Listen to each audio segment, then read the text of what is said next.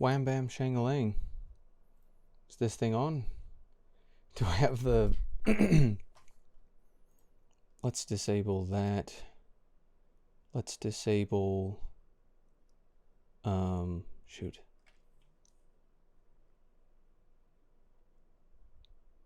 I don't know. I think desktop audio should be fine, right? Should be. You never seem to know. But we should be good. Okay.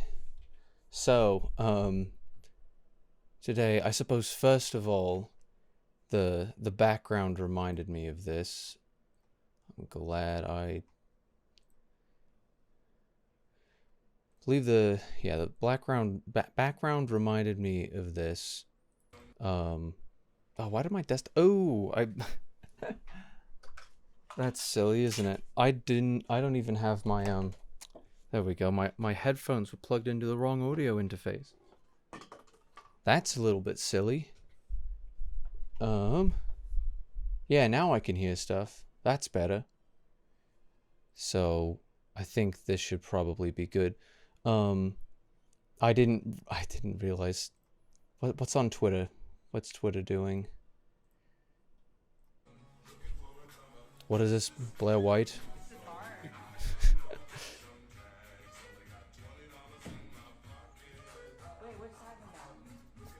Wow, that's actually really surprising that demon shit. Okay. Well done. Anyhow, so that my background here obviously reminded me of this happening. So I posted this on Twitter. What was it in response to? I don't know, something yeah, post by feds. Great account, by the way, fantastic account. But I don't know who this is. What, Pornhub? I didn't even realize those. Like, forget about this patch. What's going on up here? Oh, this was the girl who like posted like, when you are mad at Israel, this is who you're mad at, or something. Like, I don't even know. I don't know anything about the situation. All I know is that this is like some sort of Russian insurgency group or something, and the only reason I know it is because of this meme, which obviously is the meme of the day today. So I just posted this superior patch right here. Funny, right? I don't know. It's just, some people don't think it's funny, clearly. Um, what does that mean? I don't know. Some of these I just shrug my shoulders at. But it's kind of interesting, seeing sort of the responses that you tend to get on Twitter for posting something like pretty benign. Like this is pretty benign. Like that there are furries who are sick of the meme. There are people who aren't even like aware of what the meme is. Um, Whatever, right? But for some reason, like some people, like it's like okay, like I don't really have anything to say about that. It's just interesting that this is what people will like respond with. It's like, okay, it's okay, like, yeah, this is kind of gay. No, really. um yeah, this was the one that I thought was interesting. You're trying to make boy kiss meme funny. I'm sick of seeing it. It's like Among Us, and then it's like, this is what we get. um this post violated the X rules. What this one said was like, oh no, it was just a picture of a rope, implying, hey, like, hang yourself. Funny. um yeah, there's like, so funny, encouraging suicide to minors. I didn't even realize I'll send it on your 18th birthday. Like, that's really something. That's a nice statement there. That's a great thing to say. um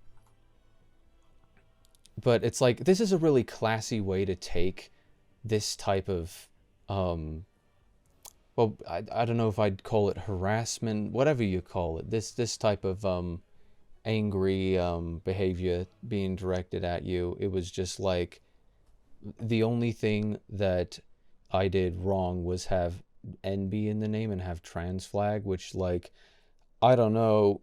It's just none of my business. That's just the way that someone has decided to live their life. That's just their lifestyle. Like, I don't really have any, like, I can't really get pressed that someone is deciding to live that way, right? Um, like I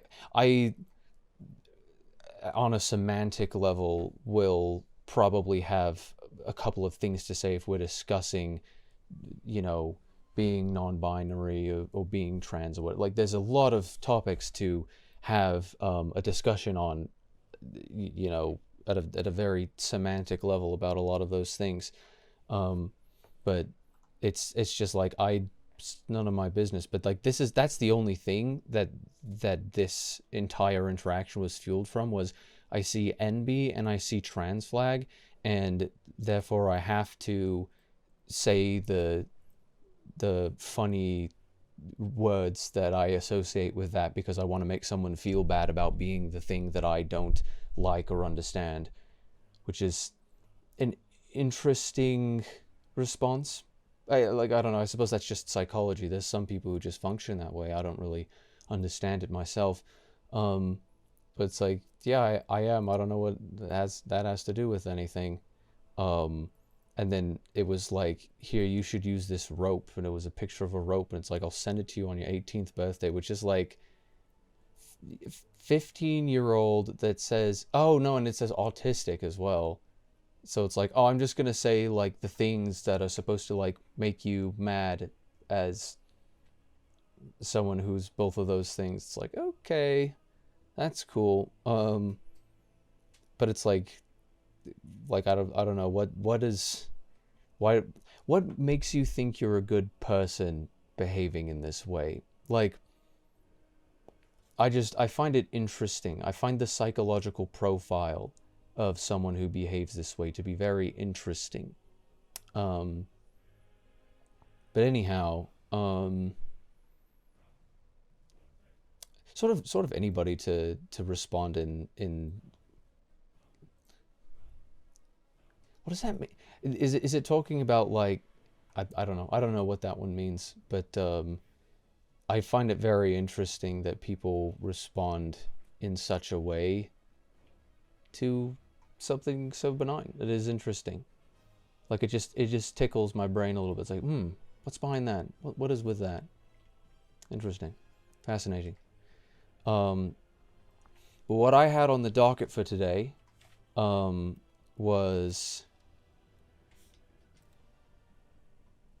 oh, I think I would. This is what I had on the docket for today. Oh, I gotta make sure. 'Cause sometimes they have certain things in here, like you can literally end up doxing yourself. I'm gonna change my clan tag.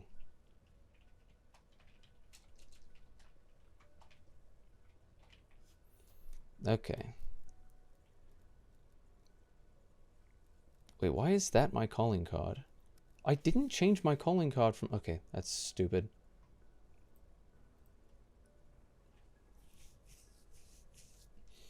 Um.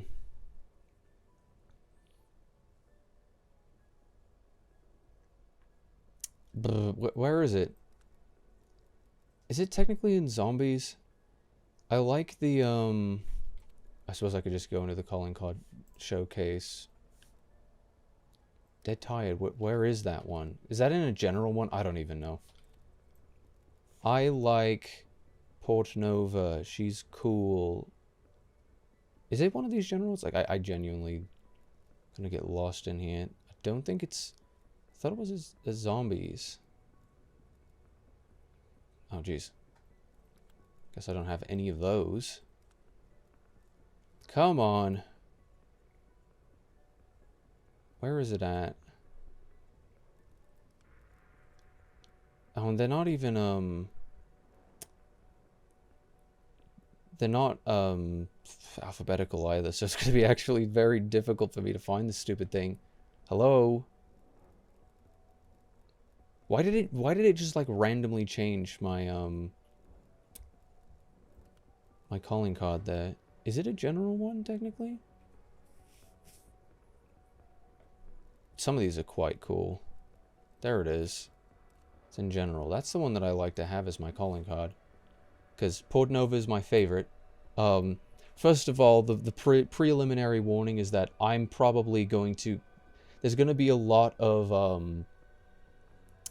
GPU strain for this entire stream. Because I've got a 3090 and I like to push the frames. I've got a 3090 and a 5800X. Those run pretty hot, so that's going to be fun. That's going to be great. So there's that, and then you're going to hear it. You're probably going to hear the 3090 sort of throughout, and I don't have like a filter in OBS to remove, because I tried NVIDIA broadcast and whatever, but it just wasn't really working for me. So excuse the background noise. I'm probably gonna have the fan on eventually too, because it's just the game runs hot. That's just the way that it be.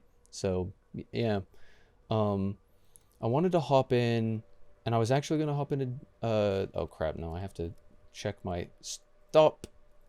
Flash freeze, energy mine, pistols. Do I have any? Jeez, like, do you hear how loud that is? Like, what is my I actually need to see my GPU, my fan speed. My fan speed went up to 100%. So my GPU usage is like 97%. It's like up there. It's because the menu is like ridiculous with its FPS for whatever reason. And I genuinely just want to have the game run at 160. But if I set the limit to 160, then it freaks out. Oh, that's interesting. So I don't know. I could have it run at 60, but then I'd be like, oh, it's running at 60. Cringe. I don't know what causes the game to behave in such a strange way, because it's like I got 175 hertz, so it's like, oh, I just want to set it to 165. I like to keep that at the minimum, and then this I'll do 165 as well. But for some reason, that doesn't end up hitting 165. It ends up hitting like 150 or something, no matter what. It like the maximum for setting it to 165, it'll only go to like 164. I don't know what causes it. It's weird. It's very strange. I do have FreeSync on, right? Yes, that's good. And FreeSync doesn't cause flickering in this game. Oh no, it does cause flickering. I can literally see it. Like, I had to think about it. This monitor is a little ridiculous with its flickering. But yeah, it's weird. I don't know what the deal is with this game like all the time. But the menu for some reason just cranks the GPU harder than the gameplay actually does, even though it's like the same FPS. I think it's like maybe the CPU takes a bit more of the charge there. I don't know how it works. It's bizarre, tell you the truth. But either way, I decided to hop into this game. It's about time that I streamed this game, really. I still have to find there's 2 combat bow ones. That's all. That's an easy one. There we go. Wanted to hop into this game. It's about time I finally streamed it. I've got like 800 hours in it or something ridiculous like that. This is a game that I believe to be oh, okay, it's fine. This is a game that I believe to be unfairly maligned. So hence the title today. People, I don't know what it is.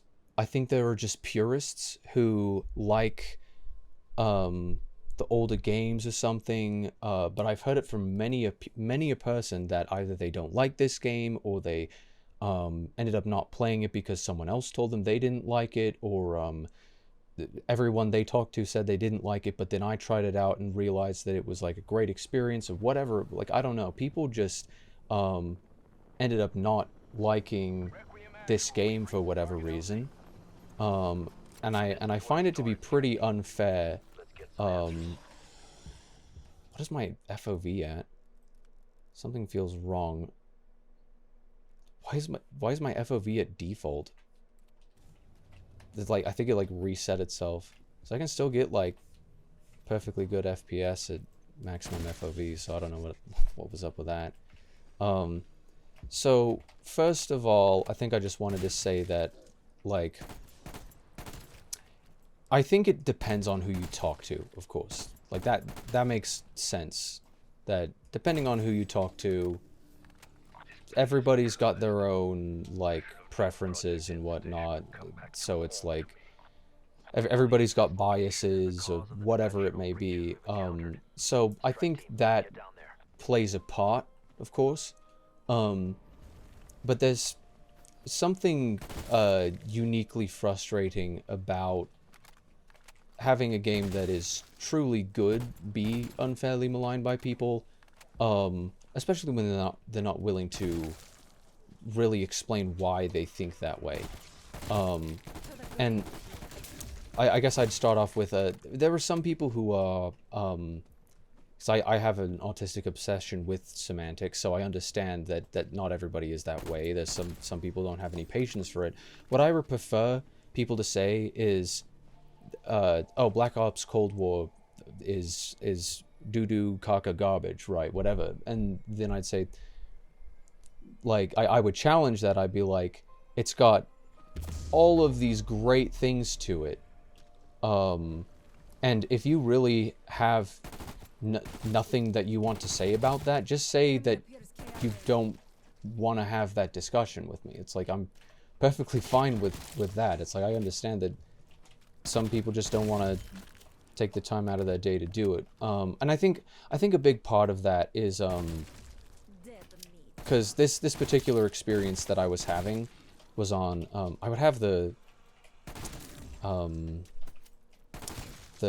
accelerator on, but I'm just trying to talk through, like, sort of my intro before I do everything. It was in, you know, Twitch chat, and a particular streamer who just does, like, essentially, like, high round world record runs. So it's a very advanced community. Anybody who appreciates watching that is going to be pretty uniquely,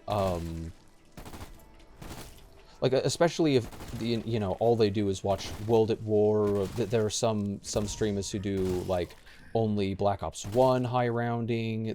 There's, you know, everybody has their niche and whatnot, what they prefer to do and to play.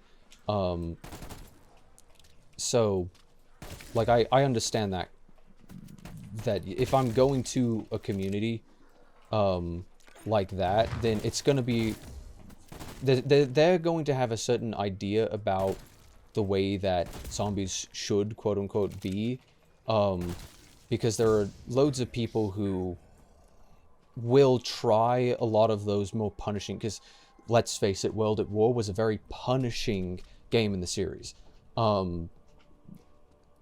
and there are people who get used to that, and they've gotten about it in the sense that, you know, they will literally go up to thousands and thousands of rounds up in the high rounds and everything.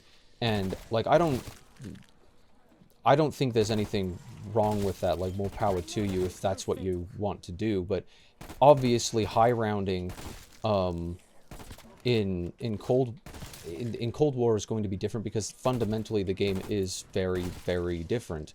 But, you know, there's a discussion to be had on, you know, Cold War or Black Ops 1 or whatever, and I think people aren't willing to have discussions about really anything, semantically speaking, if they have that certain sort of bias towards it. And I wish people were more honest about that.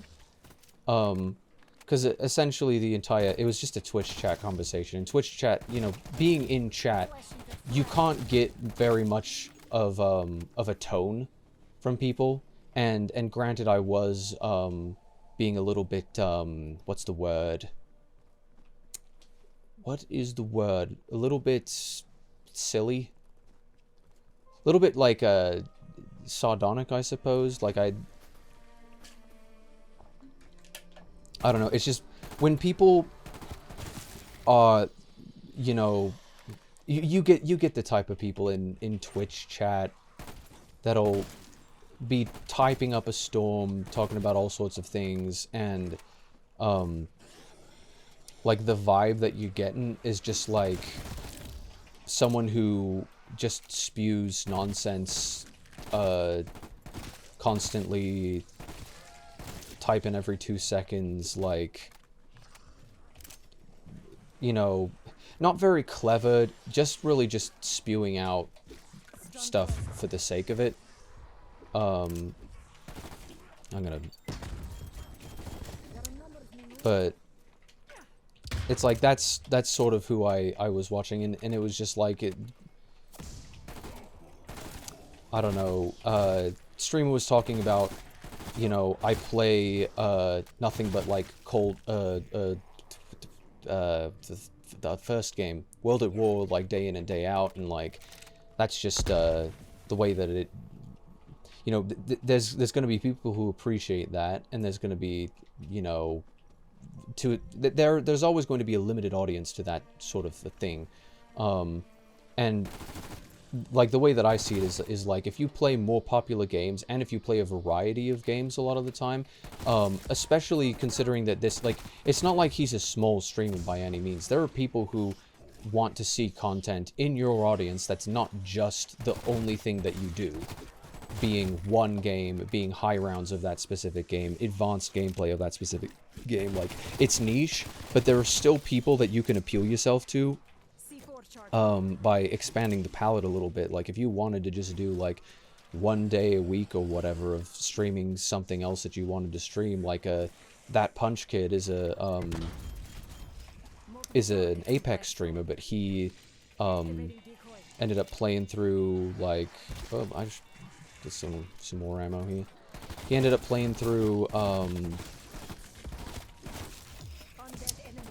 like, Doom Eternal and Hollow Knight on stream. I think Hollow Knight? A couple of, like, you know, just, he's not a variety streamer, but he decided to sort of dip his toes into other games on stream, and, you know, he had the same audience that knew him from Apex, but they still stuck around to see, like, anybody who's there for the streamer, and not just, you know, and the personality thereof, and not just them and their skill at a particular game, and their commentary at a particular game. It's like, you can make a perfectly successful streaming career, perfectly successful, like, especially, it's like, if you can average, like, over 100 viewers of whatever, and you're, like, multi-streaming of what, it's like, you know, there are people who will be willing to stick around and see you play other things. And I think in a lot of cases, it's like, you know, taking yourself from doing something very niche every day. I'm hoping that the audio levels are good. I guess I have to, like, watch the... that seems pretty low. I'm gonna bring it, like, up to -6 or something. And this is what sucks, is that I can't see the difference between my mic and my thing. Sometimes I hate OBS. Bring it up so I can see everything. Yeah, that might be a good balance. That should be okay. It's hard to tell when you can't hear it yourself, and they've never really created a way for you to actually do it without, like, playing back the stream for half a second or something like that. But I guess I'll hit it.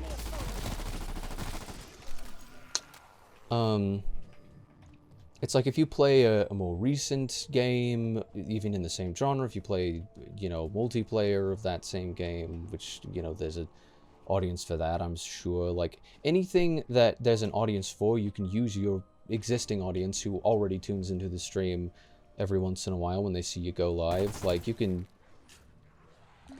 you know, you end up getting up higher in the, you know, in the algorithm because you're getting interaction from your existing audience, and it also broadens your audience because, you know, an audience that might be niche at first, not everybody, like, there's not a lot of people on the earth that only, like, watch one game, and that's the only thing. It's like, if you're into gaming, you're probably down to watch just about everything, and if they're there for the streamer, and not just the game that they play and the commentary that they have on that game and the skill level that they have at it and whatever else that they bring to the table, if they're there for the personality as well, then you can absolutely use that to springboard into other things. So it's like, you know, why not give Cold War a try was sort of just my perspective on this. Like, you know, might be a tough sell from some of these, for some of these purist types. Might be a bit of a hard sell. Oh wait, didn't even realize. It's probably, where's a good place to put me? Probably around there. Same sort of story with my, I don't like it. I don't know if I'd like it up higher either. Like up here. I don't know about this. See, I don't want to, like, distract too much from everything. Like, I suppose that could be good. It's frustrating to have to deal with, like, different games and the... Okay, well, no, because that's the... I think down here is going to be my best bet. Right, because the mini-maps there... Maybe over here. Let's try over here, because... Yeah, a little bit higher. A little bit smaller. Do that. Let's do that. Maybe crop it a bit, but... Okay, that's a bit frustrating. Is that good? The OCD is just not gonna allow me to progress at this rate. If I mess with it too much, I'm just gonna never never be satisfied with it. Let's just keep it at that for now. Whatever. Piss. Why did it do that? Is it because I scaled it down? Now the other side is bad? And then it scales me up, and then... Oh, wait, no. There we go. Question mark. I'm keeping it there. That should be good. Hopefully. But it's, you know, for the purists out there, it might be a bit of a tough sell. Because I think people are just used to the mechanics in whatever way, and for some reason that means that they missed out on this. But it's like, I genuinely, it's like, coming from a good place here, I think you are missing out on a fantastic gaming experience, and actually what I would claim to be the best evolution, the best logical progression for zombies that they ever could have had. They reassessed all of the mechanics, and considered what they needed and what they didn't need, and sort of what was good and what was not good, which is absolutely something that can be objectively quantifiable. But people don't want to have that discussion, which is obviously frustrating in and of itself. Whole other topic, but it's like, that's just what I was putting forward. Hey, just play Cold War is all that I said. And then the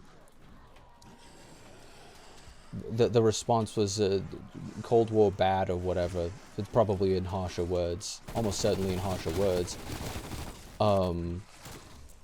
Oh right, no, but what he had said on the stream was because I said um, the the only thing about like newer COD games, not the only thing. There's a trade-off with everything, right? Like some games have good, you know, better improvements on mechanics, but then they have other things that they screwed up on. They screwed the pooch on. So it's like, you know, you can't have everything. There's always it. You know, game's never going to be perfect. And originally, this game I was going to write about how I not write about. I've been collecting footage for a long time, for like my 800 hours or whatever of time that I've had in this game, to put in a video describing exactly what I would do to improve the game. So it's like, clearly, like, I don't think that it's perfect. When it comes to zombies, it is the best that we've ever had, and this is what this stream is sort of intended to showcase, is like, look at all of the ways that the mechanics function,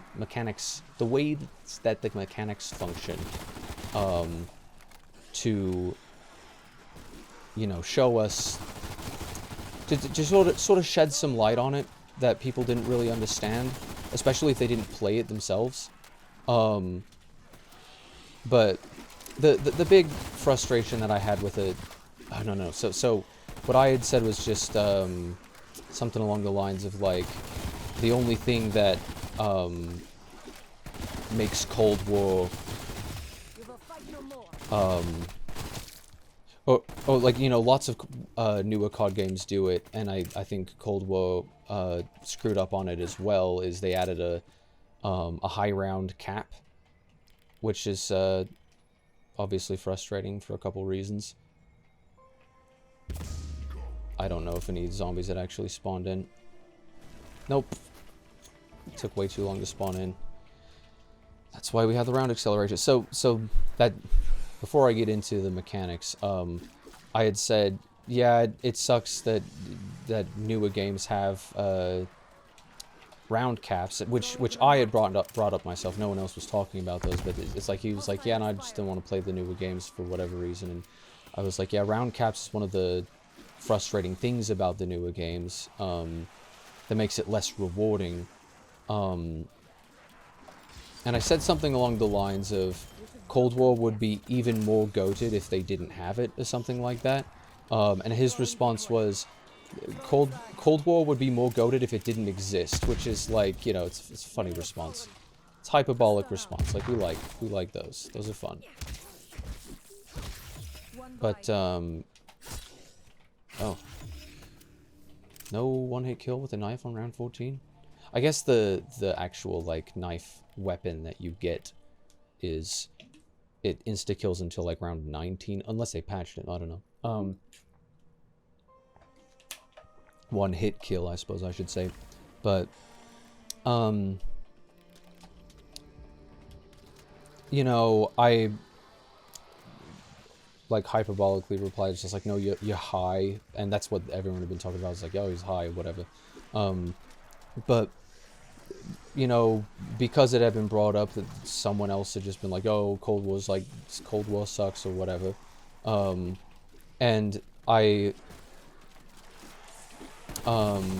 replied with like just a short paragraph talking about zombies specifically, all of the options that they give you, all of the great mechanics that they actually have in the game, and I feel like mechanics is something that a lot of people don't have the ability to process, and this is something that I'm kind of trying to ascertain, I suppose, is like, to what degree are the things that I appreciate or don't appreciate in life completely contingent on me being neurodivergent and just having a different way of processing.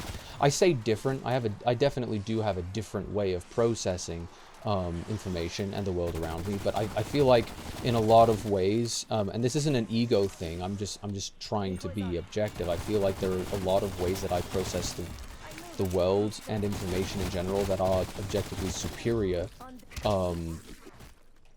because of the benefits of my ability to perceive things. And sometimes I'll get hyperbolic and I'll say stupid people. Like, I don't mean that anybody who can't see what I see in XYZ way is stupid. Like, you know, it is what it is. People are different. I just think in a lot of ways, especially... Oh, crap. We already have a mega fag. I forgot. The nickname that I use for those guys is a nickname that Twitch would not have me say. Okay, that's cool. Well, this sucks. Huh. Oh, crap. And I'm unpunched. I didn't know they actually just spawned one in on round 15. I swear they didn't used to do that. Maybe they did end up patching stuff in a way that I didn't recall. Give me that, give me that.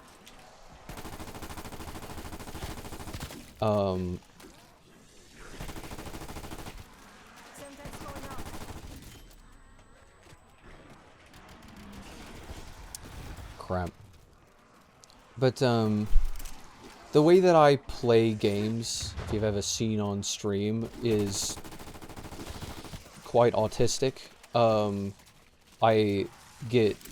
very particular about the way that things work, the way that I behave, and what I do.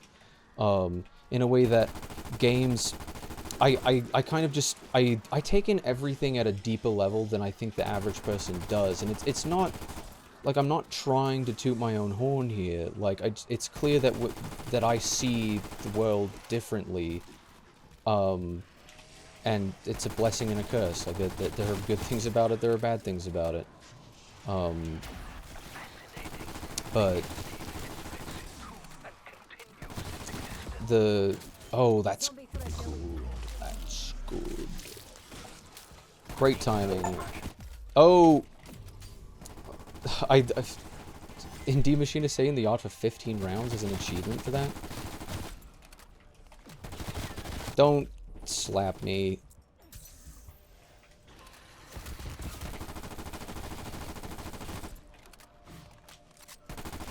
Wow, this is actually a bit of a challenge to try and resist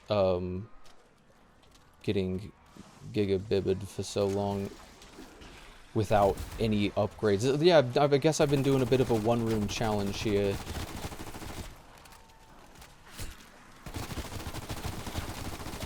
Not on purpose, like, I was just trying to talk through whatever. Regardless, like, I would think that I would be in pretty decent company when I clearly am, like this streamer himself is clearly very neurodivergent. Like, he literally has gotten world records in several World at War maps, which are extremely challenging and difficult. It may just be that he's focused his efforts into... Oh, that was almost over right there. I thought I had a stim or a field upgrade, but I didn't. So it's like, I would think that I would be in pretty decent company, but it's entirely possible that it's just like, you know, your entire autistic obsession was not with that, and that means that, no, it's not even necessarily about being autistic, right? It's about, you being able to perceive the level, perceive the game at a highly advanced level, and to be able to play the game at a highly advanced level. So it's like, well, with the... it's fundamentally the same thing for me to be able to play this game, but people are convinced that this game is bad, and I don't think that they are being objective a lot of the time when they talk about it. So I want to go through, for probably way too long, I'm going to become really long-winded, showcasing all of the, and mentioning wherever I see something what the good and the bad mechanics are, and really just showing that I really do think that the good massively outranks the bad, outweighs the bad when it comes to this game. Zoinks.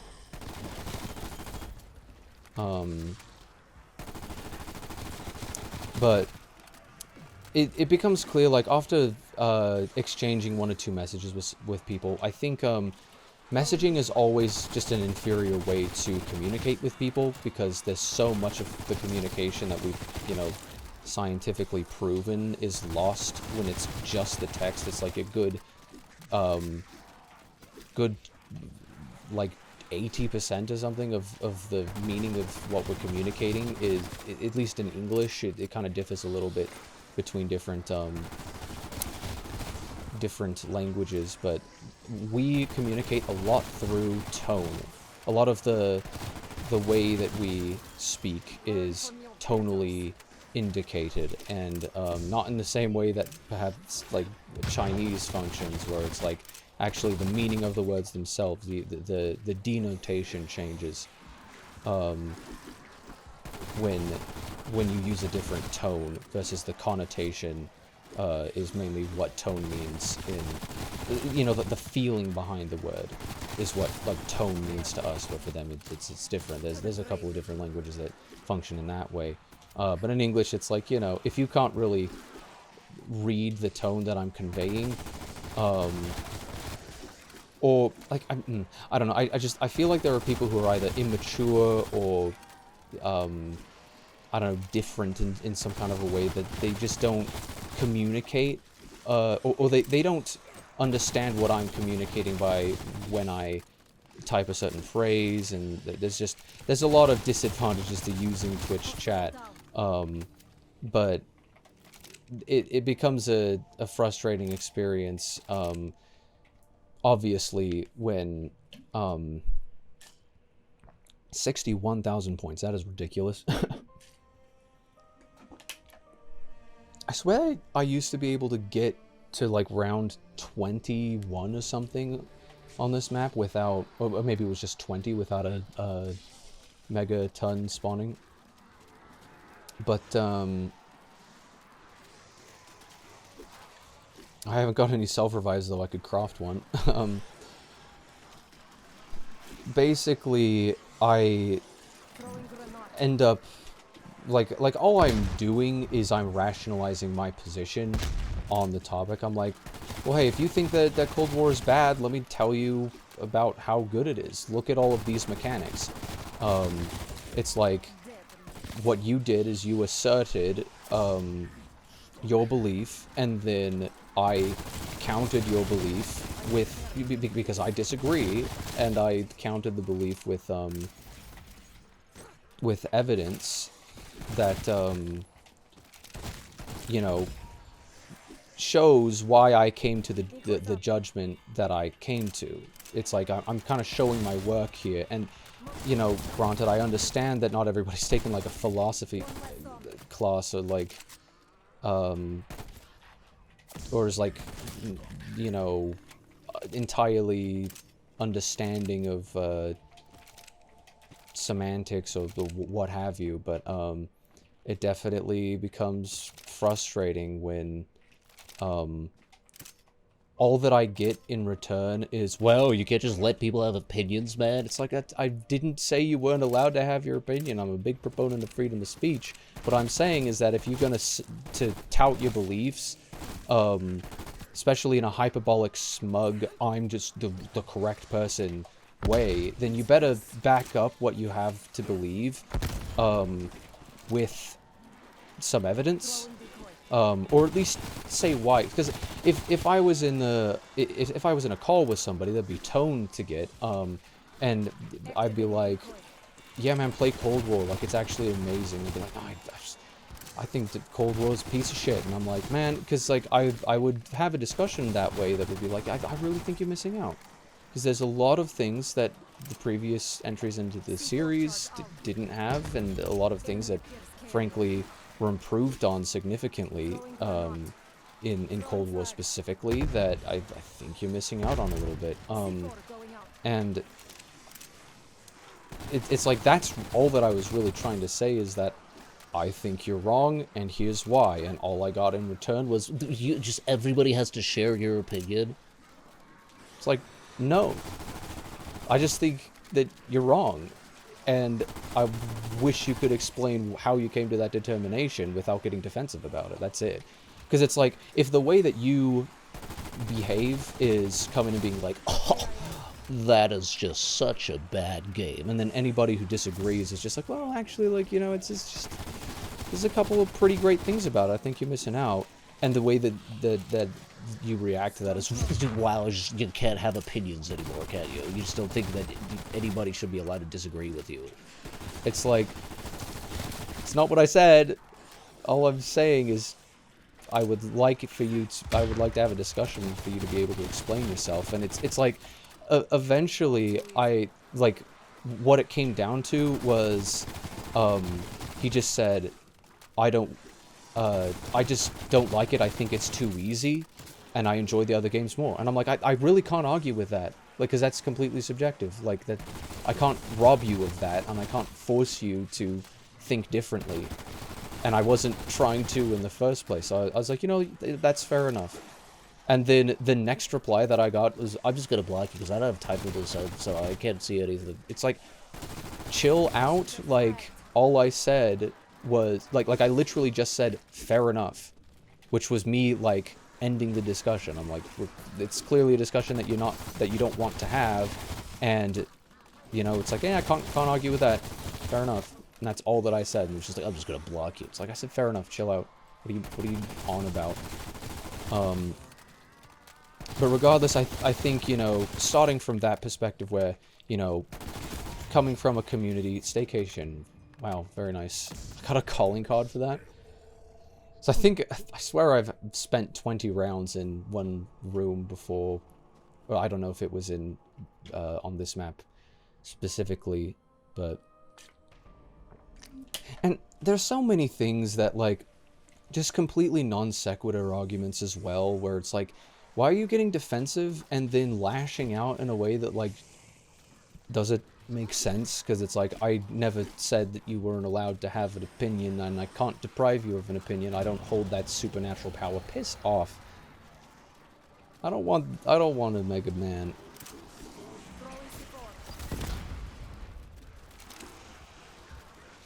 Yeah, I think I'm kind of done with sticking around in here. But... Oh, it's, like, I'm not even describing what I'm doing, and it's like, do you see, like, how... If you're an advanced player of... Oh, I forgot about that. If you're an advanced player of, you know... World at War or, Black Ops 1, it's like... all of the things that... all of this... It's like playing Melee and then trying to play PM, I guess, is the way that you'd put it, where it's like, in the Smash scene, there's just less, so I can just buy every perk if I really wanted to. It's like, you know, the skill ceiling is less high because they give you more options, to play with, but the increase of options, why is that a bad thing? Oh, it's too easy. It's like, well, but you realize how punishing that it is to have a 2-hit down, to have the zombies behave the way that they do, in a way that I don't think was actually entirely, intentional in Cold War, where, you know, they had a lot of, sorry, not Cold War. Frick. That's great. And I was only, I didn't even have the round accelerator on, and I wasn't even trying to... I was just trying to do an intro to this stupid video. How long has it even been? I've been streaming for 50 minutes, goodness sake. So it's like, I understand that you would say, oh, it's too easy because all you do is go to round 935 and that's it. And it's like, I agree. I don't think there should be a limit. Who is West Teeth? The zombies are British people. That's a tough one. Well, I think some of the... Why is the stupid chat box right there? I didn't even realize. I think some of the zombies are British, so I think those ones take the cake. That's like S tier for the West Teeth. But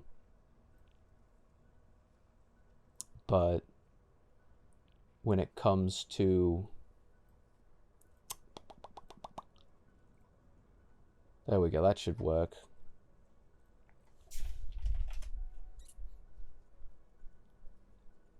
Yeah, that should work. Question mark. Anyhow. Let's apply my stupid U.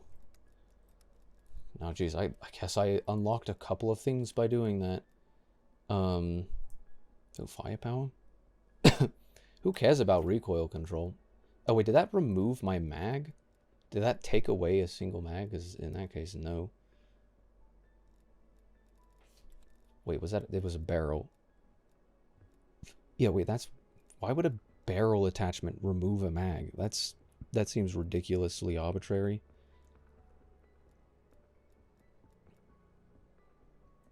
I think I'd rather have that one. And then none of these are actually faster. So taped mags is actually like the best thing that you can do. Anyhow, I didn't even make any progress. I should actually focus on these. Frost Blast, Energy Mine. Let's do Frost first. No, not Firebase Z.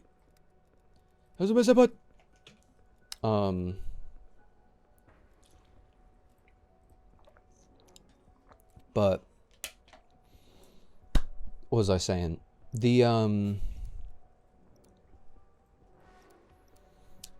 I feel like the capacity for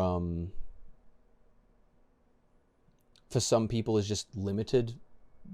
Like, I don't care in the end if you enjoy one game more than another. I don't care if you enjoy pulling out your teeth with rusty forceps. Like, I don't care. Like, that doesn't affect me. Like, I would advise against it. You know, I would advise against kneecapping yourself with a 1911.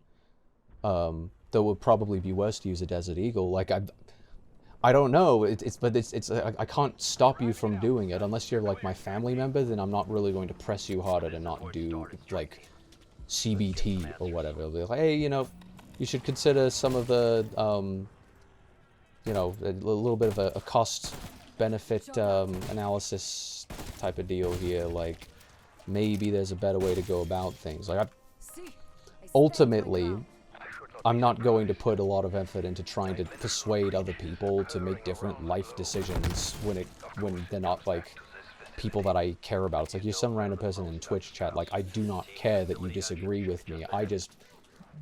I'm more interested in having a discussion than I am in convincing you.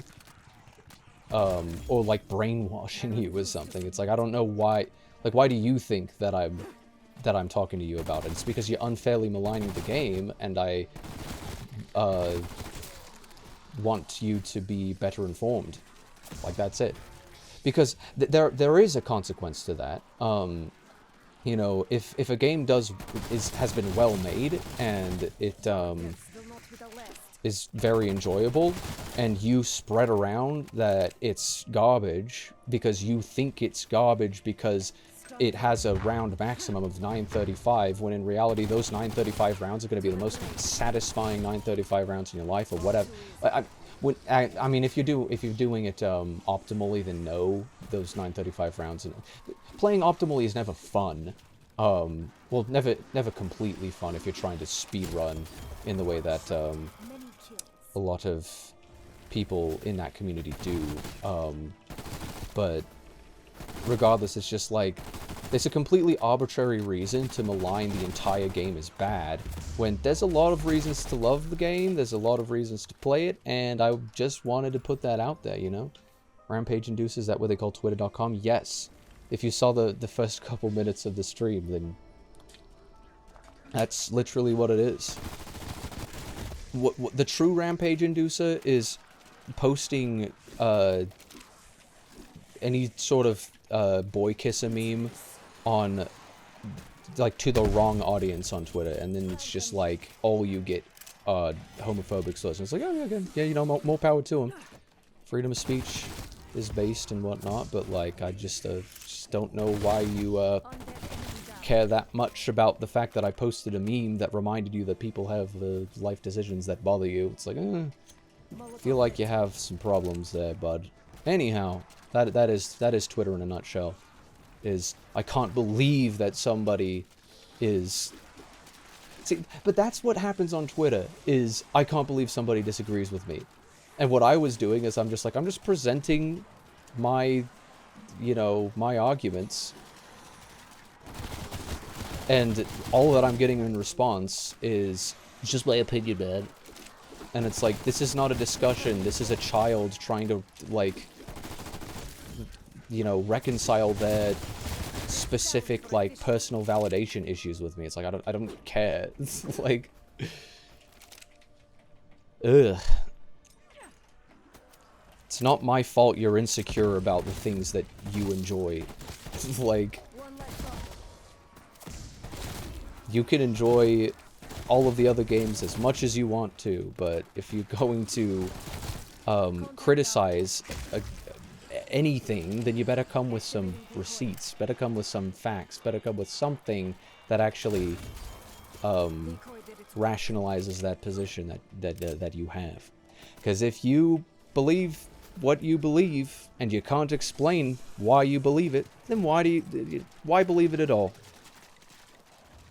You know? Because it's like, if I'm saying, look at all of these, mechanic, all of these are superior to the other games, and all I get is like, it's my opinion, man, I just don't like the game. It's like, I don't want to be, like, having a discussion or a debate or some sort of, like, heated argument with Patrick Starr. Like, that's just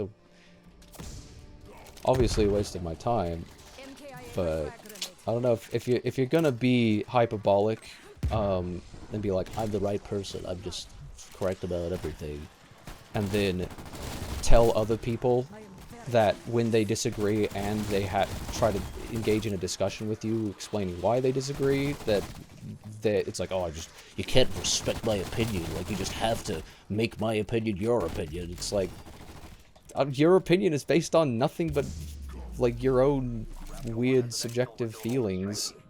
So, like, if all you said is, I didn't like it, then I wouldn't have replied to you in the first place, you know? It's like, I'd have nothing to say about that because I don't care that you didn't like it. Perhaps I would say, give it another try, but you haven't presented any arguments. And it's like, what do I get in responses like, what did he say? Like,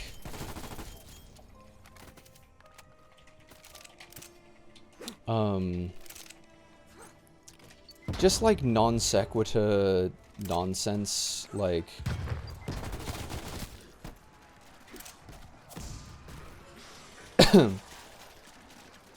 like, it was just like, you gotta defend the multi-billion-dollar corporation. It's just like, yeah, no, I wasn't defending a corporation. I was just saying that the game is good. And by the way, the game was made by people. Like, somebody modeled this couch, somebody textured this wall, and they did a damn good job of it. Like, I don't understand why I'm not allowed to appreciate that without being told that, like, I don't know, it's projection at a pretty fine level, isn't it? To say, you just don't think that anybody can disagree with you, that everybody has to agree, and it's just like, well, you're freaking out at me because I disagreed with you. Projection much, buddy. But, what was the other thing that kind of bothered me? It's like, you know, like, I'm not in the business of defending corporations, but if a game is good, then I think a corporation that had a hand in bringing it about should be rewarded for that. You know, it is the free marketplace. This is capitalism, after all. Unless you don't think we should be in capitalism, and that's a completely different topic entirely. But it's like, I'm not oh, I should eat these frost blasts and then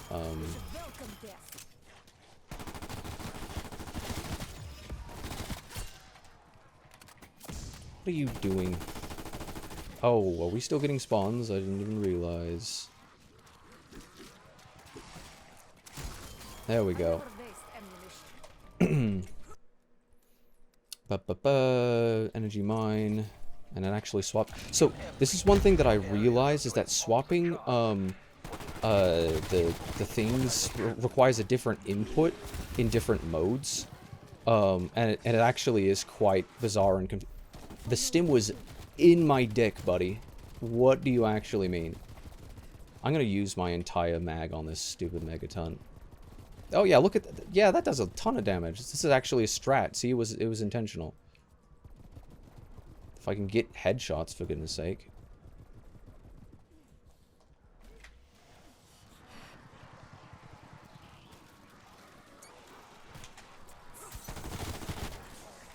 Okay.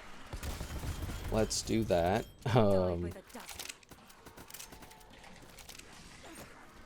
then let's do that.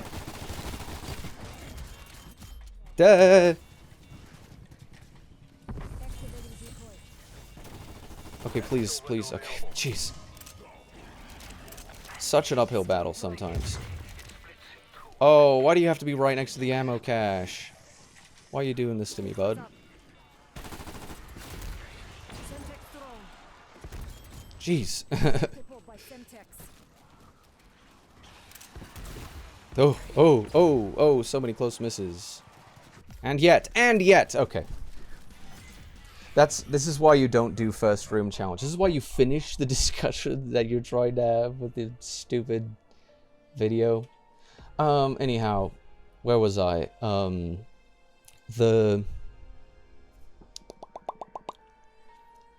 where was I? There was another thing that I saw, during this chat spat. And that's what's funny, is that it would have just been a discussion if someone wasn't, like, you know, assuming the worst in every message that they got. And I feel like that's just, you know, human psychology, right? With text, oh, no LMGs. Give me just like a combat bow, cruise missile, napalm strike. It's all. Oh yeah, let's do that. Well, I mean that is a decent one, but death machine. Yeah, whatever. I'll go with it. What else was said? This was the first message that I got, was Cold War mid AF, but you like it. It's your option, which obviously was meant to be opinion. And my response was just like a small paragraph that was talking about a lot of mechanics, which I should soon discuss. And I said, need I go on? It's not just my opinion. Like, there's a lot of objective advantages of this game. I think people are just in denial a lot of times. But yeah, I'm allowed to say Cold War sucks. I didn't say you weren't allowed. Give me a.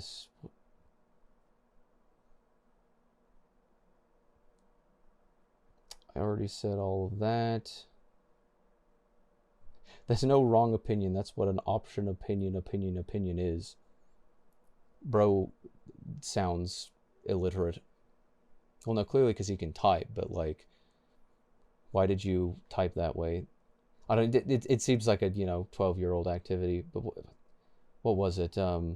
Yes, there are wrong opinions, and I don't think I'm gonna get into that. Because literally my response to that was, it is my opinion that the sky is pink.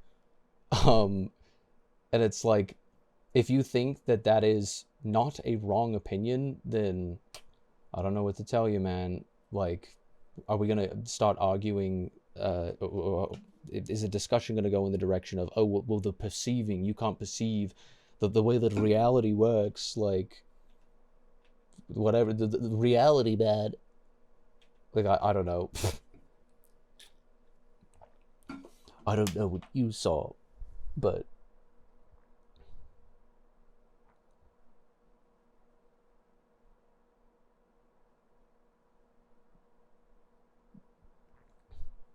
yeah, because it's just I'm gonna ignore them because fighting for a multi-billion-dollar company's shit game ain't worth it. And my response is, no, I think you should be able to explain why you believe what you believe without getting defensive. Um,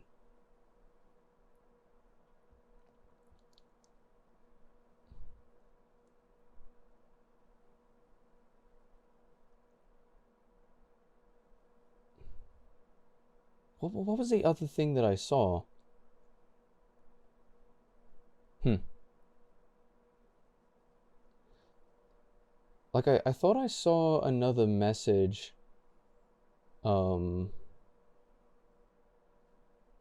that was kind of frustrating to me.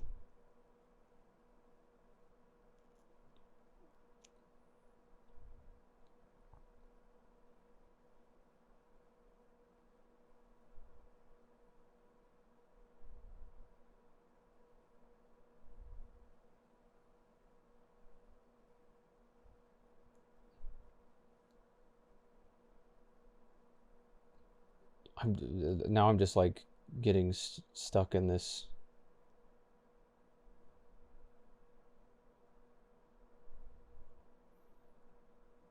See, that's the thing, because people have to hedge every single statement that they make with "in my opinion." It's like, I gathered that it was your opinion. It's like, yeah, an opinion is simply a belief that you hold. It's a judgment that you make. So if you are saying something, then it's like I understand that it's I understand that it's your opinion, because an opinion, and this is one thing people do not understand because they can't comprehend semantics, is that an opinion by definition is not because it's not an antonym to a fact.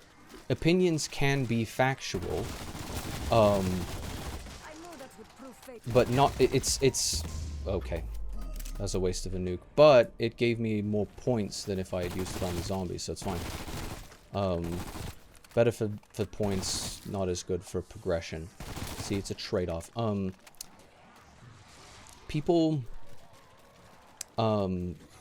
will think that, facts and opinions are mutually exclusive, and it's like, well, if the judgment that I make is based off of empirical evidence, or perhaps, that's the example, is that the sky is blue is a fact. We have a definition for what blue is. We have a definition for what the sky is, and the sky is blue. Unless we're living in George Orwell 1984, then that's not subjective. That is objective. And just because I believe it does not make it not a fact, and it's like, just because it is an opinion that I hold does not make it not a factual opinion. It's just something that people can't comprehend. So there was another thing that I thought was a very interesting thing to say in context, so unless I didn't, like, see the screen cap of the message or whatever, unless I missed it, I don't know. But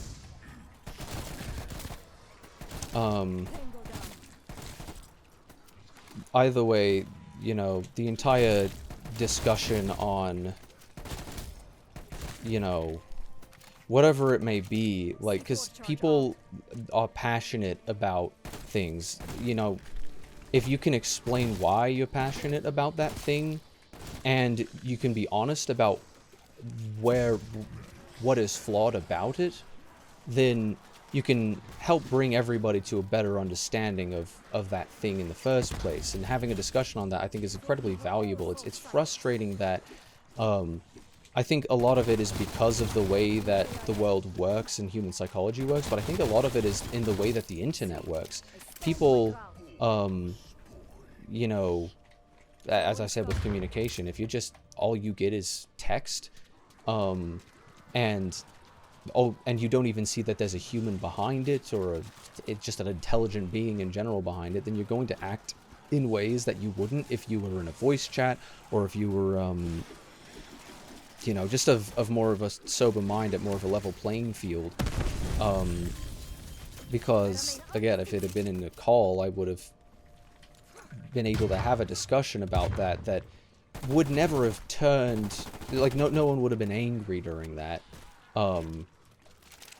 unless someone was being irate about it. But that's more so something that kind of happens with strangers, where I feel like, you know, friends can kind of banter with each other, and forget about it. It's just like, oh, well, we're mates, so... Stop! Okay. But it is interesting that that's sort of the mentality that you end up running into a lot of the time.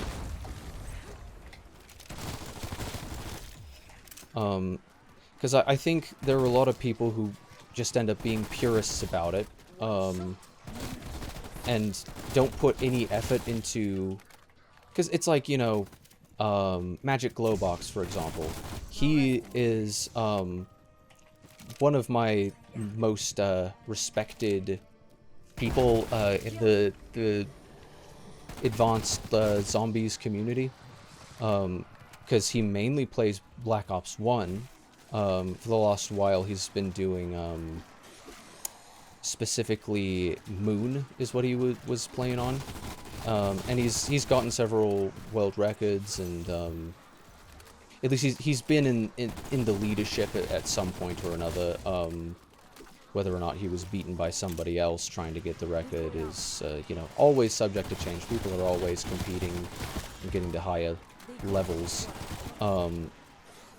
But, you know, I think the reason that the entire community exists, the reason why people play these games after years and years and years, is because they piss off, because they enjoy them, and, you know, a certain amount of that is seeped in nostalgia. And it's like, you know, if you played it as a kid and you have, like, good memories related to it, so you like revisiting it, and then you actually realize that you find the gameplay really satisfying for whatever reason. It's just like, there's a lot of reasons why you like a game. But I think most people would be surprised to know just how critical they can be of something that they enjoy. But there's a perception that many people have that when someone else is being critical, there's a sort of mental component to that where they sort of perceive that as a personal attack on them. And it's like, I'm not attacking you. I'm not saying that you can't think what you think. I'm just saying that you shouldn't think what you think if you can't tell me why you think it. Like, that level of ability to engage with a in a discussion is very important, I think, for any functional adult.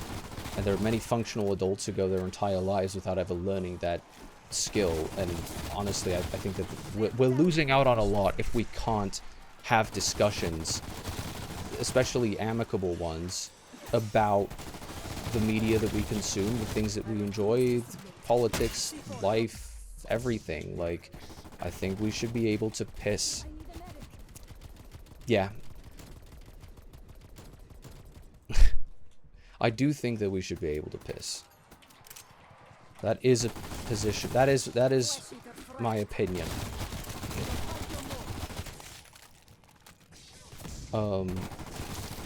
Hi, BowWeb227. Welcome.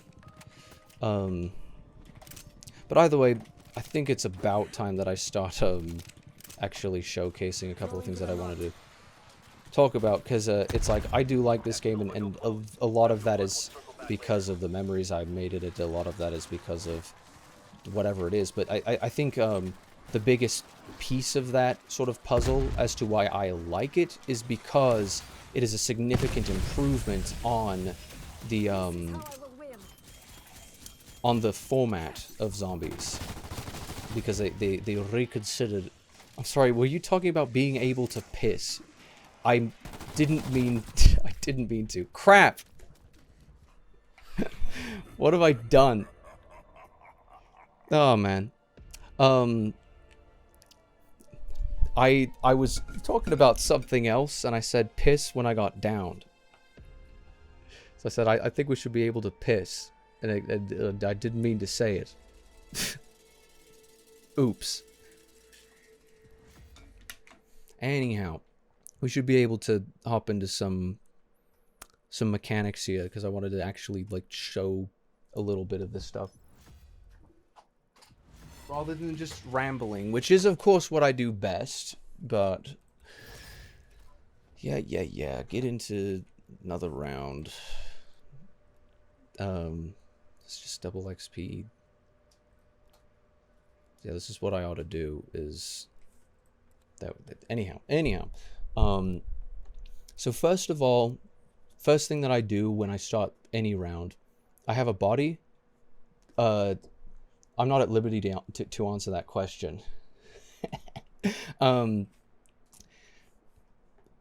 the first thing that I do on pretty much any startup in this game, is start up the rampage inducer, which you can tell clearly if you've been sort of seeing what it was like earlier, that rampage inducer is massively beneficial. It makes it so that in between every round you don't have to wait for like whatever it is, 5 to 10 more seconds in between each round, so it speeds stuff up. And it also makes it so that the zombies come at you harder, which, it is obviously a trade-off that the zombies become more aggressive, but it means that you're not spending so much time waiting around. You're not going to end up in situations, at least you're not intended to end up in situations where you're waiting around, for a single zombie to finally show up, it manifest itself so you can kill it and move on with your life. Move on to the next round or whatever. Which is something that the previous games lacked sorely of. And one flaw with the Rampage Inducer, because I think it's pretty well balanced in the sense that the speed of the zombies is something you can deal with, but the issue is that it deactivates itself after round 55. And I don't, having the zombies get, from the spawn point to my location faster is part of the reason why I use it. But the reason why they have it deactivated that round is because the zombies, by that time, already have their speed values already set as high as they can go. So, they don't need, to be accelerated anymore, because technically they're at sort of the maximum speed that they're ever going to reach in the game, all the way up to round 935. And that would be a good decision if, for the fact that it causes the rounds, at least as far as I understand, and in the latest patch as well, it causes the rounds to, as you can see, I just finished off that entire round, and I'm immediately, the zombies spawn immediately, they immediately start coming to my location. It saves a lot of time in a game that can be quite the time sink. I think stuff like this is incredibly respectful, especially when it comes to any sort of game. You should be respectful of your player's time, and you should be respectful of the sort of the dopamine cycle in the brain that is caused by the game. And this is one thing that this game, I don't know about other Call of Duties because I haven't really played the multiplayer in a lot of Call of Duties, but this game succeeds very well in over something like even Apex, which is a fantastic shooter at a mechanical level, where they respect the player's time so well that if you really want to be getting into, if you just got killed and you want to respawn, then you immediately get back in. That is respectful of the player's time, respectful of sort of, what is satisfying and what is not satisfying. And, that is sort of the concept, is that if it takes a long time to if it takes a short amount of time to die, if you stand in crossfire for half a second and you immediately die, then naturally your respawn should not take 6 to 8 seconds. That's not fair, and it actually makes it very demotivating to be able to keep playing the game.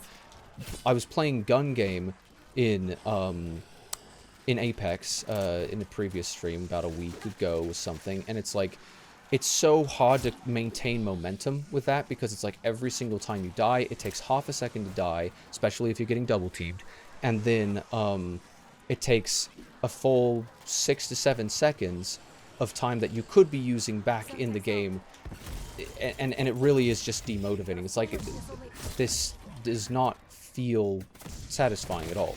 You know, I think that is a pretty objective way to place it. It's going to be, you know, being frustrated manifests in different people at various different levels. So I can't really argue that X player is going to receive 50 units of frustration from a specific thing happening. But it is something that is quantifiable to a certain degree. It's just you know, you'd have to end up doing like studies or something in order to try and make it quantifiable. It's a bit of a difficult, you know, bit of a tall order. But you know, it's so easy to just get lost in, like, if you die and you immediately respawn, you can feel like, okay, if I just push a little bit harder, then I'm going to be able to climb the leaderboards, I'm going to be able to do well in the rest of this match. That is not something that gun game, or really any of the other non-Battle Royale games, and even Battle Royale, because it takes such a long time to actually get into the game in general, and there's not really much that you can do about that, is going to be something that takes a certain amount of, it's definitely a longer, like, dopamine cycle, I suppose you could call it. But it works for that game because it takes a long time to die, because most of the time, like, where Battle Royale starts getting really frustrating in Apex or anywhere else is the moment you drop, somebody else has already beat you to the punch, and they end up just destroying you, and you're out of the game, and then you're back to waiting just to load into the, you know, into a new lobby again. You know, that's frustrating. Buddy. But I think, what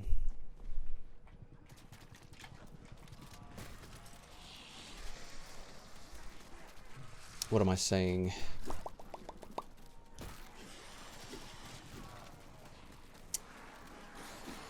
You know, that's just one thing to consider about the multiplayer of this game. At the most basic level, look at the movement. I'm sure, like, you've sort of been seeing as I've been going about, past freaking hour and 23 minutes, but when you look at the movement, you notice that, you know, it's not Apex movement, and I think that's part of what makes Apex such a great shooter, is its movement. But the way that this movement functions is very quick, very tight, not very limited. Even without perks, you have a lot of movement options available to you, in a way that makes it feel as though you have a lot more control over your character. And I think that there are a lot of people who don't, either they don't play the game long enough, or they don't perceive the game at a certain level, or whatever it may be, to where they don't really they don't understand that added benefit of having, for example, the ability to slide, well, I guess this is an advanced technique, the ability to slide off a ledge, and give yourself a speed boost, where, you know, you're going to be in the air either way, so rather than slowing yourself down horizontally, you're actually speeding yourself up horizontally, and that carries over in zombies with PhD Flopper, which was one of the final perks that was included in the game. So that much is very apparent with as an added benefit. There's of course reload canceling, which is an advanced technique nonetheless, but it is an advanced technique, but it's an intentional technique and a useful one nonetheless. And it's hard to spot a lot of the time. The way that it works is that I'll show. I fill up the ammo. I got all my ammo. I didn't have to reload. I empty the entire mag, and then it reloads. And right there, I reload canceled. Every single weapon in the game, except for certain weapon classes, I believe, have a reload cancel. To where, right now, if I don't reload cancel, it has to pull the firing pin. And it's different on different weapons, obviously, but if essentially I'm just switching and quickly re-switching back to a previous, switching to my alternate weapon and then switching back, and it makes it so that I don't have to, you know, complete that animation. You can do it at any point. It's like, oh, there it is. Reload cancel and all over the place. I thought my keyboard just died. Come on. There we go. Did I... Oh. I didn't even realize... Okay, so this is one interesting thing that I was going to talk about. So, in single player, if you want to change your field upgrade, you have to go to the creator class here, and then you have to swap, you know, to Aether Shroud, which is the best field upgrade. Most advantageous. Most flexible one by far. It's just a get off me option. If you got cornered, then you use it as a fallback. The other ones have their own advantages and uses and whatnot, but this one is the best one, and it has a lot of additional benefits as well. But if I want to go back, I can just press escape, and I'm back in the game, and it's it shows right there that my my Aether Shroud is now applied. So once I charge it up, I'm going to be able to use it.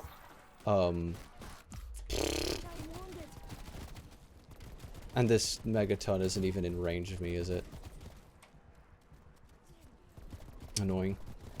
And that is one thing. If you do not have an alternate slot, so in gun game, you cannot reload cancel.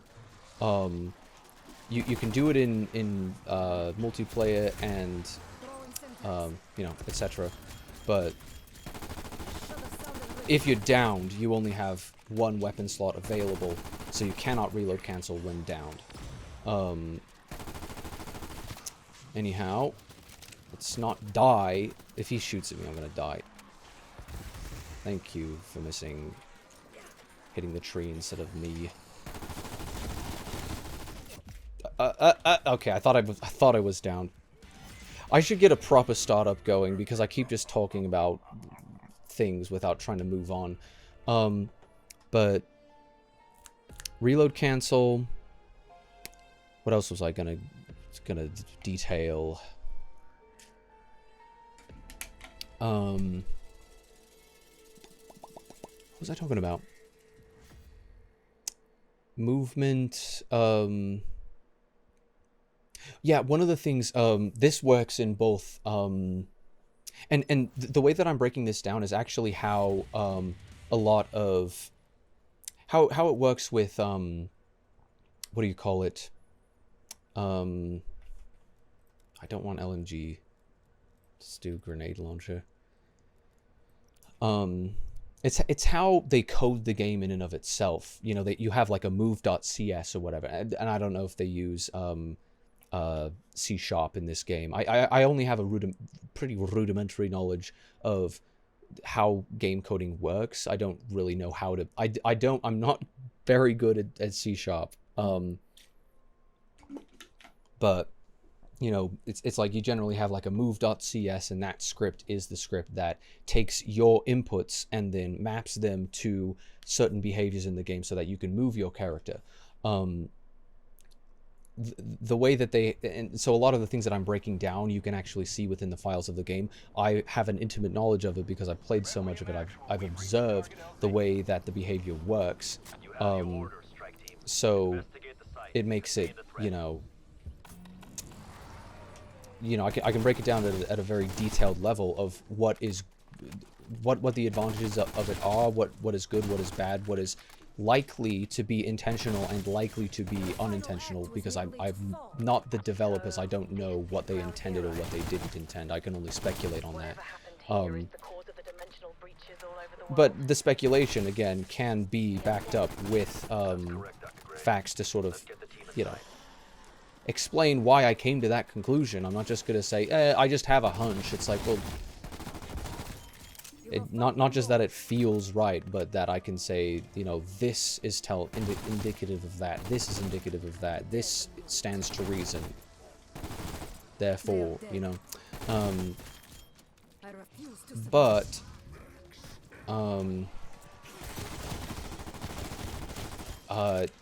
when you do not have stamina, the primary thing that stamina does is it allows you your sprint. So first of all, first of all, I can't do like some weird combination of both.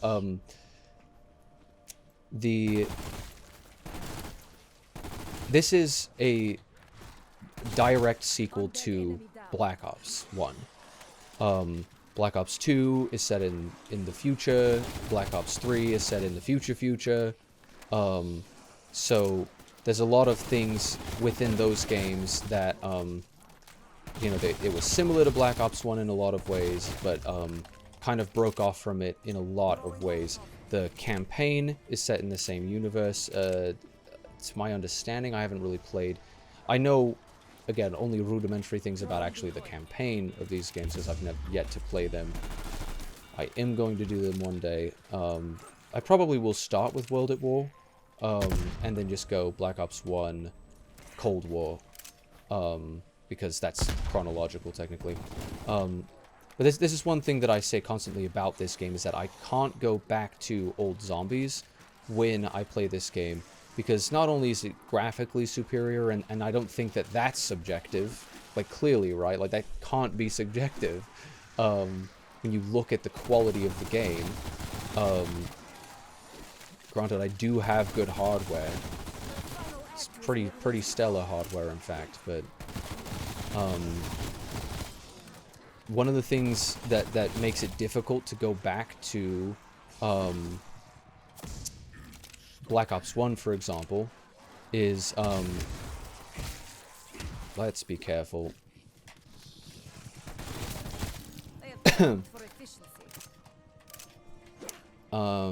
Is that when you're sprinting, I am at the maximum sprint right now. The strategy that you can do is you know, sprint and then you stop sprinting, and it essentially refreshes, because you get this, it's called a sprint fall off, I believe. And all of this would probably be laid out in like the move.ts script, whatever script, you know, affects the movement of the character and details all of these mechanics. And like, I don't even think that you have to have like a degree or have taken a class or watched enough YouTube videos or whatever to make judgments about this. All you have to do is observe the way that the behavior works consistently, and then you can see, you can lay out, even if you can't say, oh, well, it's this specific script, most likely, even though I haven't, like, data mined or anything. It's like, yeah, the thing that controls this behavior functions in this way that is either flawed in this way, or it is good in this way, you know? But the, what was the point I was getting at? I'm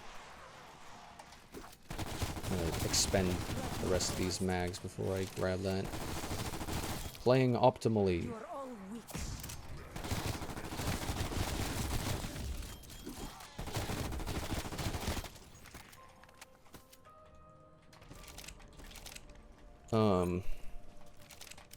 But the see, this is a fun thing to do. You just Molotov in the decoy, and then everybody just runs towards it whenever they try to run to you. And then you train around the Molotov. Jeez. I forgot that, that is a very... nearly a death sentence so early round when you have no perks. But the first game had a sprint, you know, where you could sprint at maximum speed for a certain amount of time, and then basically once your sprint juice bar went down to a certain degree, you had to stop sprinting in order to, there's not a bar, you can't, like, see it. And you can't see your health either. Wasn't until Black Ops 4 that they introduced a health bar. But, you know, you used to be able to sprint at this speed, and then you would stop, and you would go back to walking, and then you would sprint, and then you would stop, and then you would go back to walking, and you sprint, and it's like, that means that you have to, you know,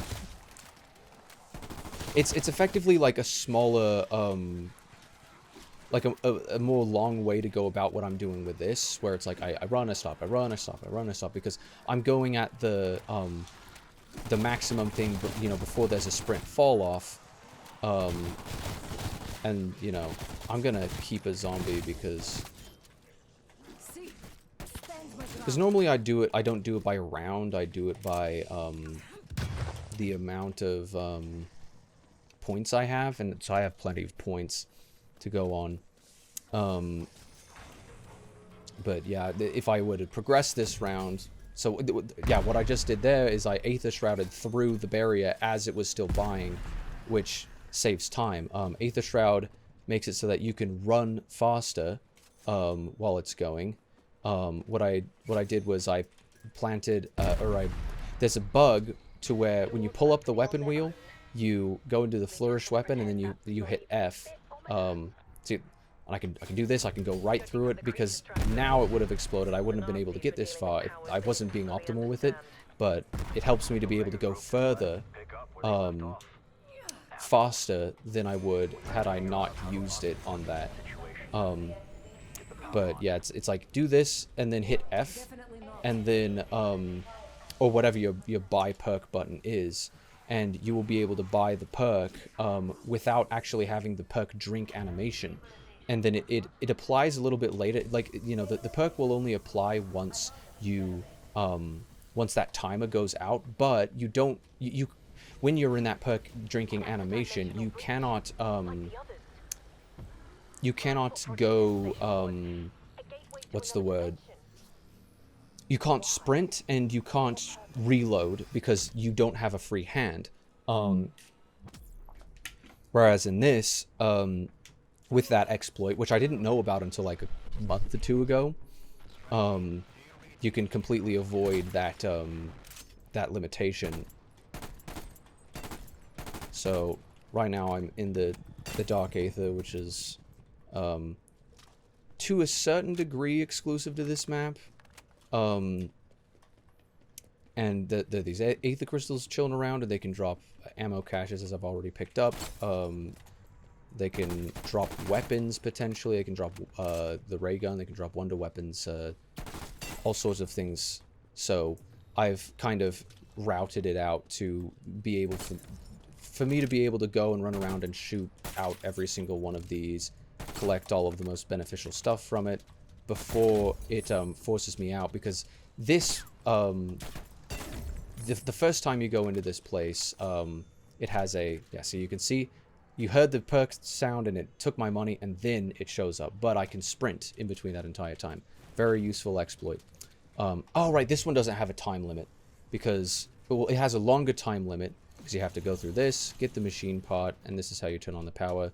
I like to do that, grab my loose change, because being optimal, just collect every single point that you can, and I screwed up, but that's not normally supposed to happen, but it's a thing that you can do. But yeah, it's clearly, especially in just in moving around, it is, you have more control over your character to move around than in any previous game. Be it Black Ops 3, Black Ops 1, Black Ops 2, even Black Ops 4. The graphics are better than all of them, potentially all of them combined. And then the... Hello? There we go. The,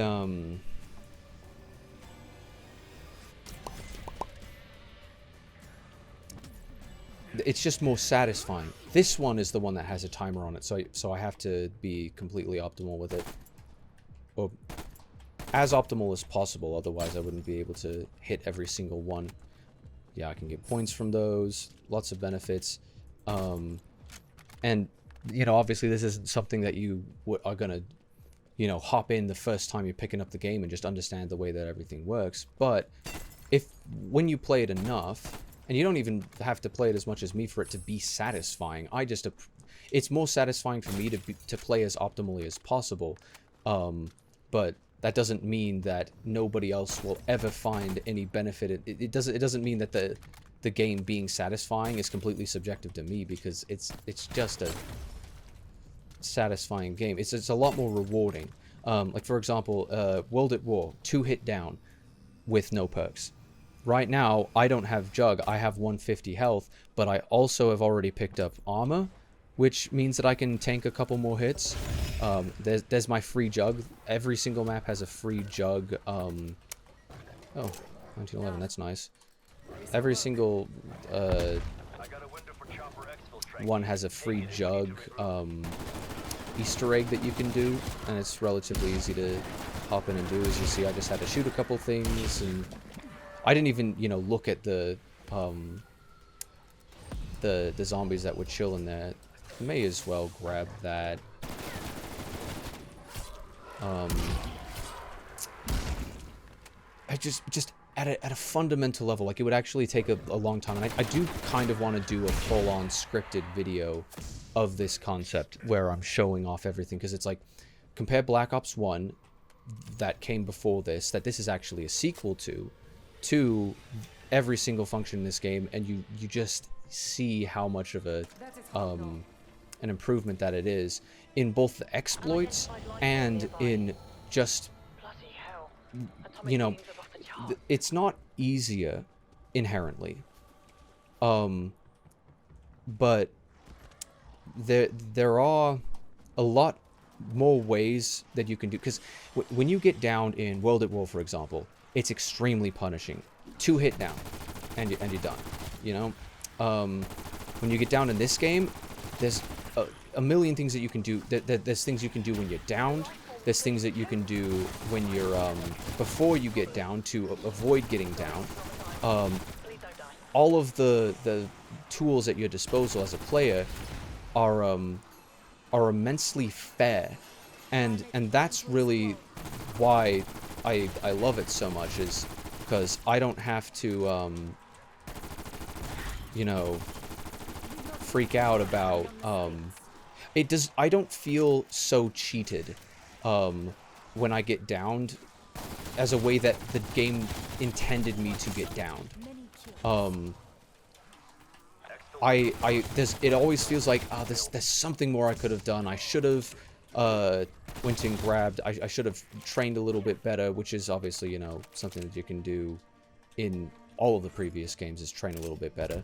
So you're never gonna feel like you could have not. Well, and I don't know, sometimes the way that the zombies are, like, you just get cornered and you're gonna down, and that's just the way that it is. But the way that the zombies function is not flawed, and I think that that's something that many people sort of forget. Oh, I forgot I did have a... It doesn't kill... That's one annoying thing about the monkey, is that the hitbox is very small, and it doesn't kill every single zombie that is actually on the monkey.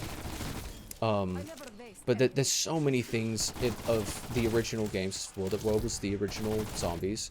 Black Ops 1 was the successor, immediate successor. They were literally working on Kino as intending for it to be like an additional map, and they just ended up moving it over to the next game. Its code name is Theater. Fun fact. I have data mined that game. Of course, I knew that before, though. But the way that the zombies function in World at War is a mistake. It is not intended to function in that way. For example, I wonder if I can demonstrate this without killing myself. When you Get rid of all of these boys like so, and you stand up on this. The pathfinding freaks out because they can't really get to me. So, because they can't hit me. But now they can hit me because they intentionally coded in something so that if you hop up onto something, which they gave the player more control over. They had prone blocking. Well, they still have prone blocking in this game, but it's far less obnoxious. And they had certain areas where you couldn't stand. Like, you know, if I have my legs behind me, I can't prone here. It'll be prone blocked because I can't. That is to prevent you from clipping out of the map.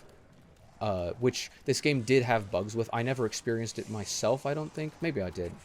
I don't know if I actually caught a instant replay video of it. But I believe they long since patched it out. I have clipped out on, I didn't fall out of the map on Maua, but I have clipped out into a strange predicament that would have gotten me killed had I not been able to Aether Shroud back out of it.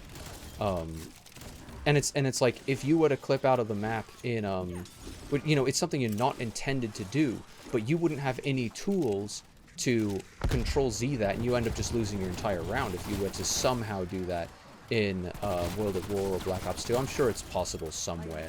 There's got to be something that you can do to muck about with the game to force it to do that. But in this game, if you get yourself in a bad position with Aether Shroud that was not intended, you actually had a way to get yourself back out, and it was Aether Shroud. I'm pretty sure they've patched all of that before, but you don't have that flexibility in any of the previous games. Aether Shroud is never something that you could use as a fallback. One thing, and you know, they do have other field upgrades, and they do have their uses. But for the most part, it's most optimal. It's the most useful to use Aether Shroud. But what you can do is just so much more than any of the previous games have ever allowed you to do. And I don't think that flexibility makes the game inherently easier. Like, obviously it's easier to get to level 935 on this game because of the exploits, but when you're talking about exploits, that's not the way that the game was intended to be designed, so it's hard to argue. It's like, oh, this game is bad because of the way that they coded it, allowed you to use advanced techniques that don't function in the way that the advanced techniques that were unintentional in the previous game allowed you to like do things with. It's like you are doing things that were not intended to be in the game in the first place. If they were to update the, you know, if it was the spirit of the thing that they were trying to create, those bugs wouldn't be in the game. But when they have I've just been airing my mouth for a really long time, haven't I? When they have not just the advanced techniques, but the base techniques just give you more flexibility. I don't think that inherently makes the game easier. I think it makes it more satisfying. Because rather than just being screwed when I down, there's a ton of things that I can do to prevent me downing in the first place. That doesn't include a monkey that has like a 15-second wind-up animation. There are things that I can, because it's like I can just Aether Shroud. It's like wham, I Aether Shrouded and I avoided any additional hit that I would have taken there. You know, if I get cornered, I can Aether Shroud, and I can only load up 2 Aether Shrouds. So it's balanced. I can't just spam Aether Shroud and keep doing it forever. Eventually, I'm going to have to either get more kills with it or get out of a spot of trouble to make sure that I won't have to, you know... To avoid downing, you do have to play well. That is the thing. And just because the skill ceiling is higher for high rounding on older versions does not make it so that the game inherently in and of itself is better or worse. It's just different. Like, depending. Because I think the unfairness, the direct result of the zombie behavior being extremely punishing in games like World at War is that the rounds are higher and higher. The rounds are progressively harder to high round on.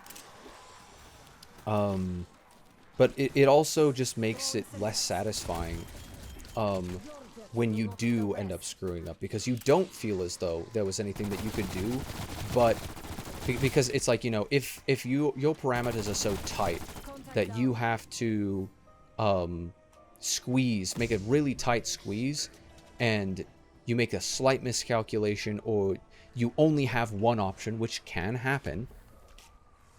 When you're training, sometimes you only have one option, and sometimes that option is impossible.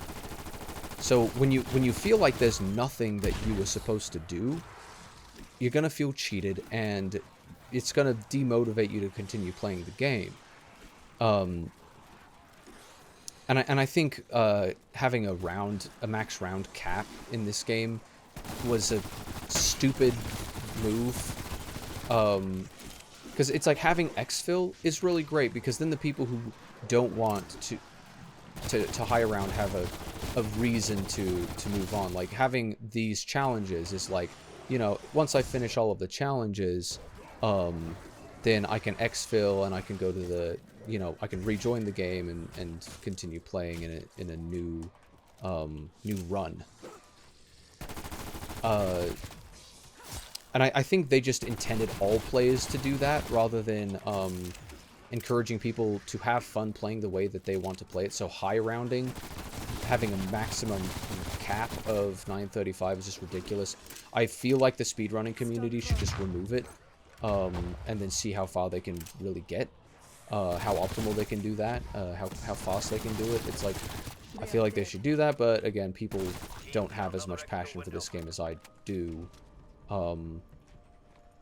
But that is one thing that other people were talking about in this chat initially, was that it's like, just because it has a limit of getting to 935 doesn't mean that there's no point in trying to high round, because, you know, the bragging rights are saying, I went as far as I possibly can get, that I cannot possibly go further than this, and I am one of only 10 people in the world, let's say, who've done it. It's like, that's something that's, you know, that doesn't have no merit or value whatsoever. It would be cooler to be able to say, I am the only one who was able to make it to round 15,000, or whatever, you know, your goal is for the, you know, it's like, I am the only person on Earth who has the highest round in zombies right now. Like, that's why people do it, is so that they could show their skill and knowledge level of the game. So I think it was a stupid idea, developmentally speaking, to limit it in the way that they did. But that limit was something that they had in previous games as well, except you could continue going on. Like, they intended, it was actually a mistake. I'm pretty sure they intended in Black Ops 3 or 4. Well, was it 4? I don't remember, but I think it was 3. They intended for you to not be able to high round, but they didn't just, like, cut out the game. I've never seen what happens when you hit round 935. Like, does the game crash and they did that on purpose, or does, like, I don't know how it works. I do not want to use the 1911s. I think it's time to punch my primary weapon here.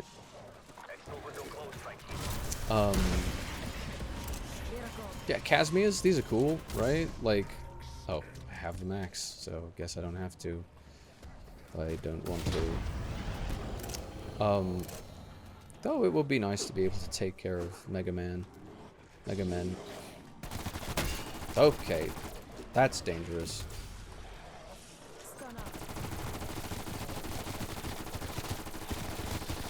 I'm gonna stun you again.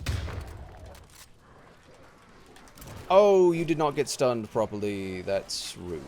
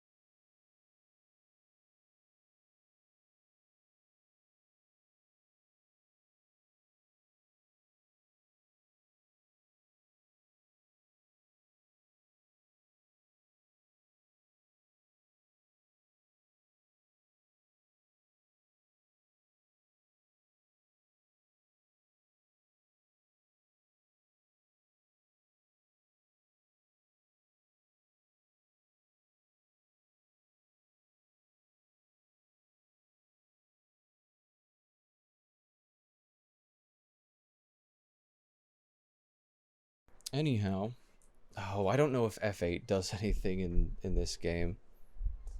Partially why I struggled with muting the mic.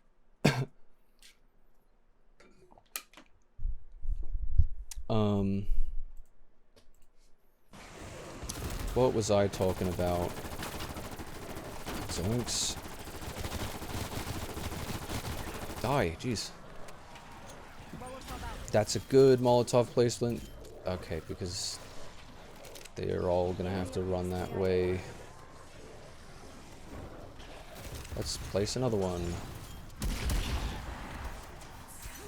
That's not what I tried to do. Oh, are we gonna get the accidental story progression? There it is. Wasn't even trying. We love insta-kill because it deals like double damage to these boys, something.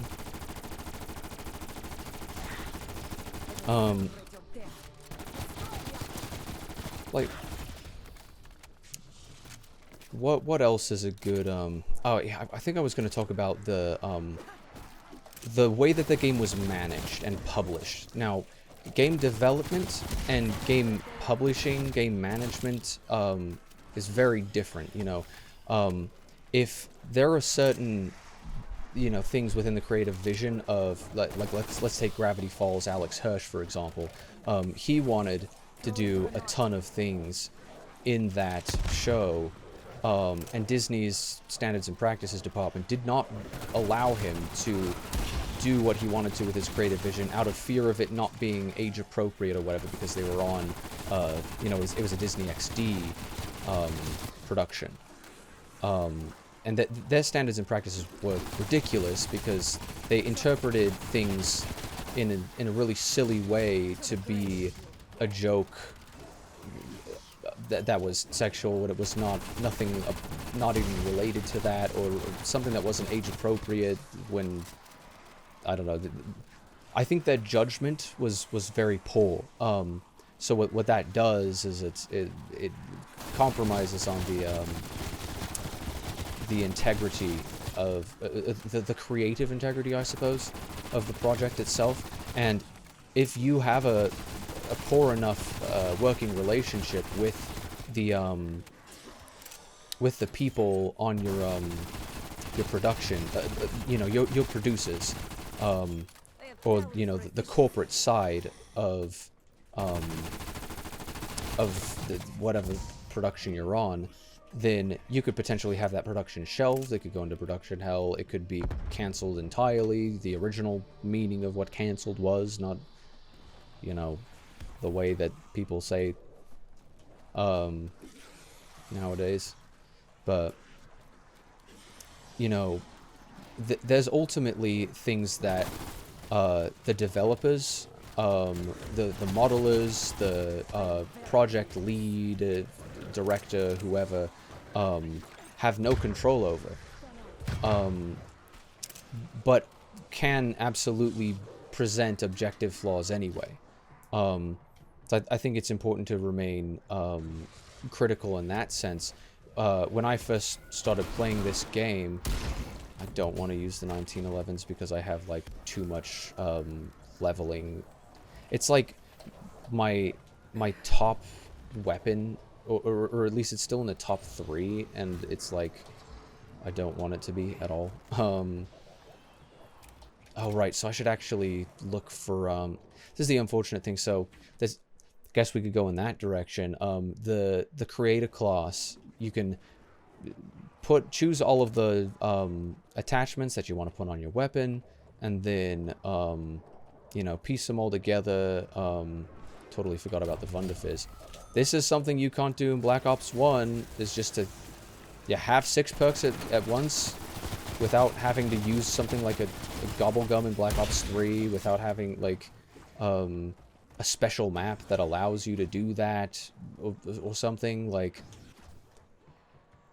in Black Ops 3, if you go to the Wunderfizz and you get what do you call it, the Deadshot Daiquiri, which is a useless perk if you're not playing with controller. It doesn't do anything in that game, whereas Deadshot in this game actually does things if you're not playing with controller, if you upgrade it enough. It doesn't, each perk does not just only have one primary function, and neither do the neither do so many of the other aspects of this game. You can upgrade the weapon classes with your the Ethereum that you get as rewards for completing a certain amount of progression in high rounding, or just, you know, playing zombies more, getting achievements, getting XP and whatnot. I think it's mainly through round milestones, which are easier to get when you have the Rampage Inducer, which they didn't have when the game started, and has never been a thing in any other game. Like, people are seriously in denial of any of the benefits of this game, because when you really put them all together, it outweighs everything in levels of satisfaction. There's a lot of things that I do not like about the way that it happened, and I think a lot of that has to do with production. So, for example, this game, this is a good production side thing. All 4 maps are free. The previous game had a lot of maps, but every single one of in some of those DLC packs, you have to pay $15 or what have you for 1 map. And they refuse to decrease that price. They do not put it on sale. They do not decrease the base price. Those DLCs, if they were $1, might be worth it. But considering that the amount of mileage you are getting out of playing a singular map, when you compare it to every single one of your friends has to buy that DLC pack, that also costs at minimum like $10, which is oftentimes for 1 map only or 2 maps only. It's a game that is very, very old. It's just frankly not fair. It's not reasonable. And when you put that on top of the actual games, the maps themselves are not as satisfying to play as Cold War. I guess from more of a casual perspective, right? Like if you want a high round on BO1, like you can't high round on BO3 and then compare that to the same map on BO1 when it was ported over. It's like the games function completely differently, so in the advanced speedrunning community, this doesn't apply, so it's a completely different discussion. But it's like, when I find it difficult just to be in Black Ops 1 again in the first place, or to be in Black Ops 3 in the first place, and admittedly Black Ops 3 has a lot more mechanics that are satisfying than previous games, and better graphics, and it's, you know, more recent. I did not mean to use that, but whatever. It does have a lot more going for it, but ultimately, especially, it's like, why would I play Black Ops 1 with my friends when it costs so much to do and it's not anywhere near as fun? It's nowhere near as fair, and it's demotivating to play after a certain amount of time. Mainly because this game has spoiled me. And I think that admission is not some sort of a bad thing about this game. If anything, it should prove that the old games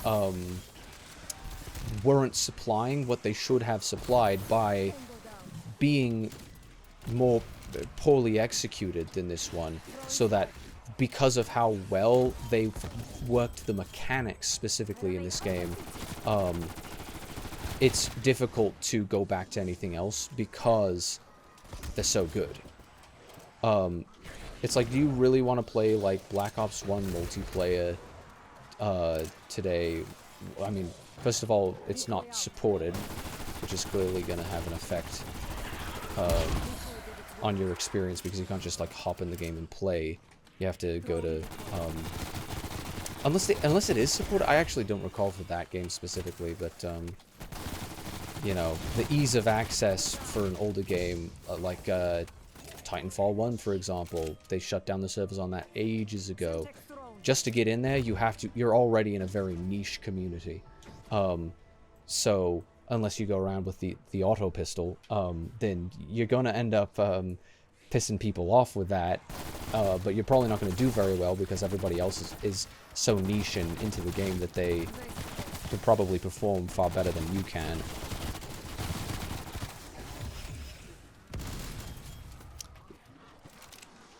It would be, but like there's an example, right? All of the perks do not, when you down, all of the perks do not automatically remove themselves. This is one of the things that I had sort of offhandedly, off the top of my head, had said. It's like, this is an option for you when you are down, and you have quick revive.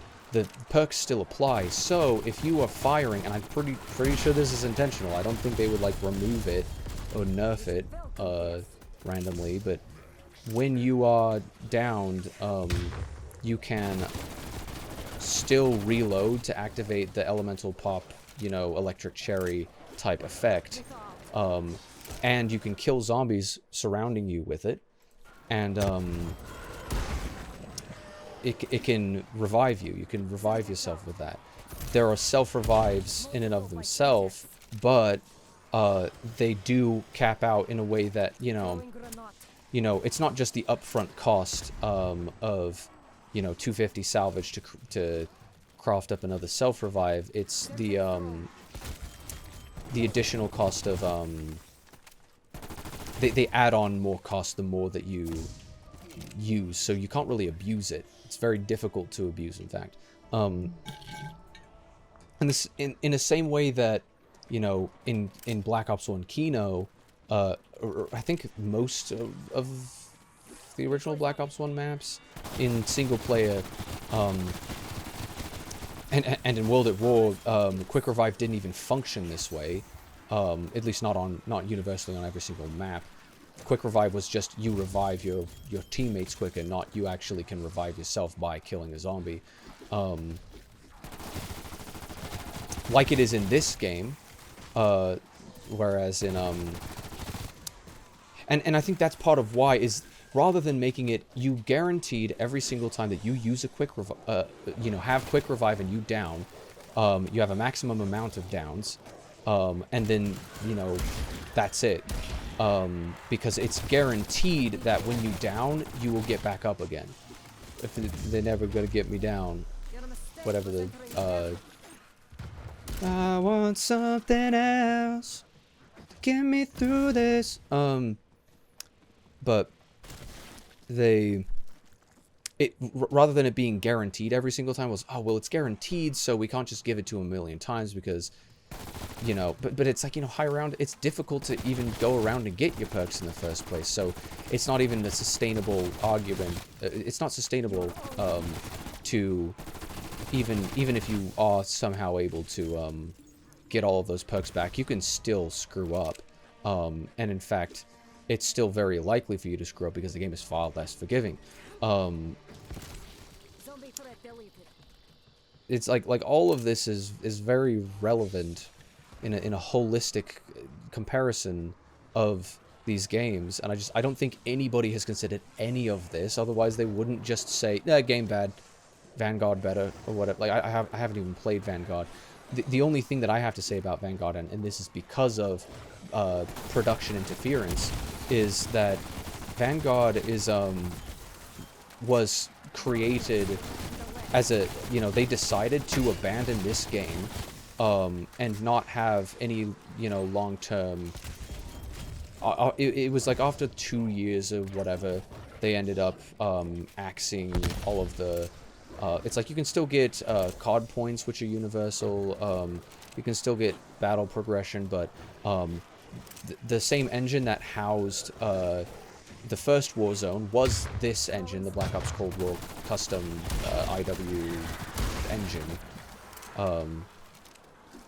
Infinity Ward engine. But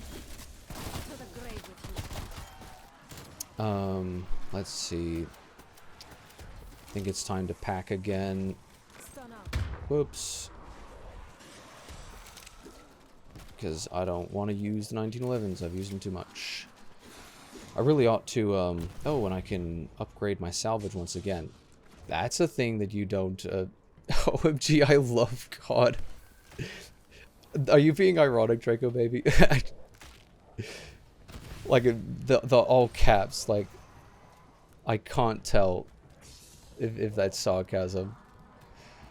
But, you know, the production side, they decided to abandon the development of this game, the continued support of this game, the online, like, you know, the servers are still up, but they don't have events, they don't have the battle pass anymore, they don't have in the final season that this was supported, every single thing that you could get with your battle pass only unlocked for Vanguard. So you could play this game to unlock skins and things for Vanguard, but you couldn't do it any other way. And you know, the microtransactions are almost always a, you know, a production side. It's just like, well, we have to make more money on the game. It's like, you know, with Apex being free to play and you can just get things without paying money, I feel like it's a lot less tough of a sell. Whereas with a game like this, where it's already $60 upon release, then that's just really scummy to also have very expensive microtransactions for digital goods in game. It's a little bit silly, just a little bit. But again, like, do I necessarily blame the developer or the studio for that? I mean, I think to a certain degree, because clearly the studio had to model everything. But like let's say I'm a modeling artist or a, you know, a developer, just a coder, anybody who's working in the industry. It's my job to do what they decide to have me do. So if they are going to make me model something that someone else is going to buy so that the game can make even more profit, then that's what I have to do, unless I'm going to, you know, quit my job in protest of it. And that's the thing, is that you're not really going to be able to, you know, unless, and it's the same concept of a strike, right? Like, unless everybody does it, then they don't really work. So if every single person who played video games decided, I've had enough of microtransactions, then they would stop doing them. But because people are either whales and they just have a massive amount of expendable income, so they don't care, or they just really, really want this skin or whatever it is, then they are the reason why. You know, vote with your wallets. If a game is doing something that isn't fair, or, you know, I guess fair is the way to put it. If every single thing in the game could be bought with, like if they put the prices significantly lower, then it'd be like, eh. Like, again, it's a less tough of a sell. But if that's gonna be their main, like, point, you know, I think Fortnite ruined the business model of, like, most games, because, like, oh, we're free to play, but if you really want that skin, then you can pay me to buy the battle pass or whatever. It's like, like, why? Because if it was a meritocracy, you know, you don't see as much profit. Like, the only reason why people use it as a profitable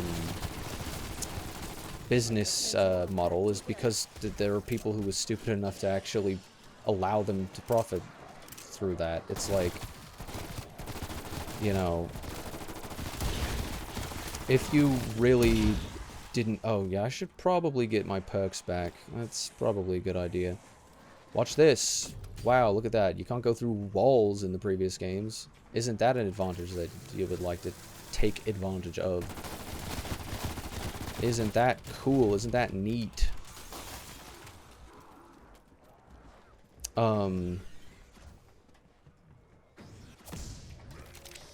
But, you know, unless the director of the game, like, you know, whose fault is it that there are, microtransactions in the game that...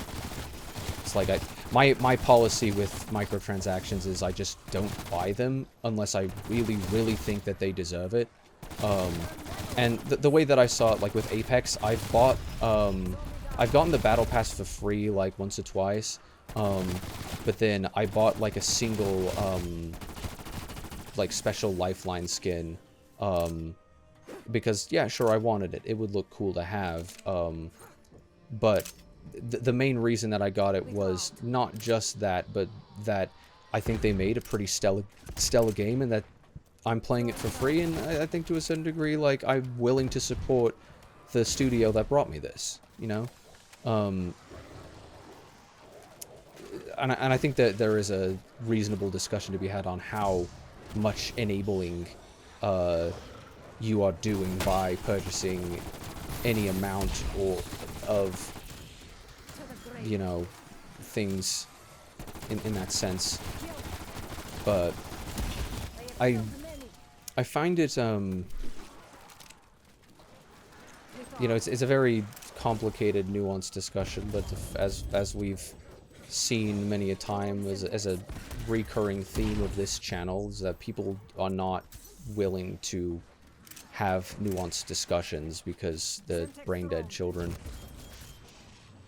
Maybe I'm just saying that because I'm playing the funny game, but, like, I don't know, like, sometimes the way that people behave, you're not really giving me much to go off of other than this is a brain-dead child that I'm dealing with. Like, grow up.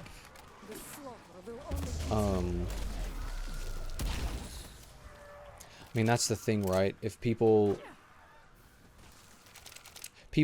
who make poor financial decisions, like, normally you can say you're only hurting yourself, but it's like, you may actually be having an effect on the industry to a certain degree by encouraging this sort of thing to happen. Vote with your wallet. If you don't like what's happening, then don't benefit a company that's doing it. If enough people do it, then they're going to stop doing it, because that is kind of the beauty of the free marketplace. If it's not profitable, they're going to stop it-able.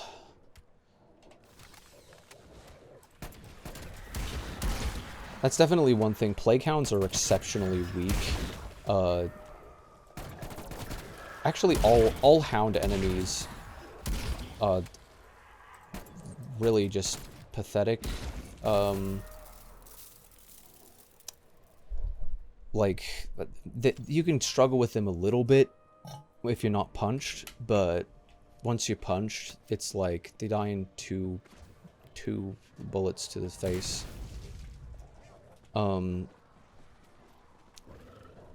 But regardless,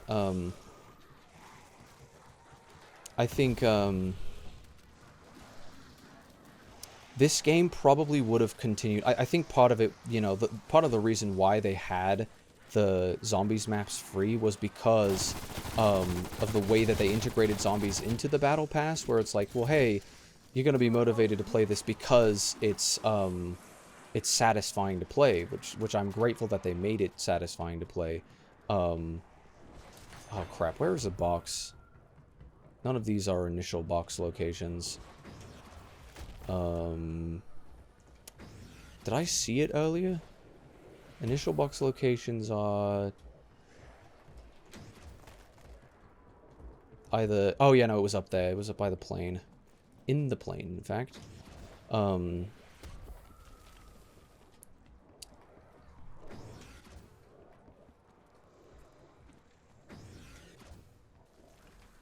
What? No, it's this initial box location. I was like, it's not underground. It can't spawn underground without you moving it first. Hey, look, the Smellington. See, this is one thing that I despise about the game, is snipers. Just in general. Oh, that's the RPD. The Ruinous Pain Distributor. AKA the RPD's nuts. Get out.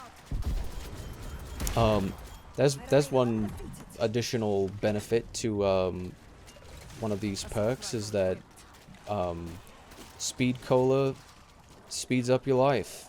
It makes it so that the box spins faster. Isn't that neat? What was I looking for? It's like there's so many things, so many mechanics in this game that, like, I feel like people just take them for granted because they played the game once or watched somebody played it and realized that it didn't adhere to some autistically specific need that they specifically wanted, and then they're just like, no, it's a bad game because of that. It's like, listen, just because the previous games don't have a lot of the quality of life improvements that this game does. That's a thermal scope there. I think I might have, like, achievements with thermoscopes. Maybe those are only in, That's what the mask is! Because that's the punch name for that, right? Is Damascus?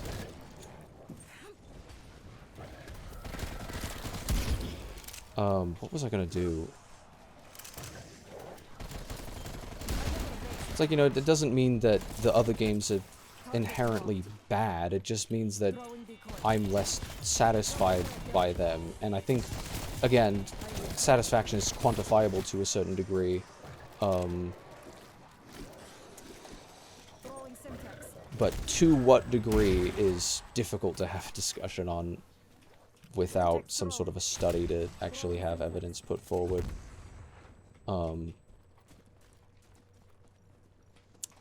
Let me think here, because now I've got a zombie and I can box. Is that all that I wanted? Was just... Oh, wait. Forgot the stupid box moved.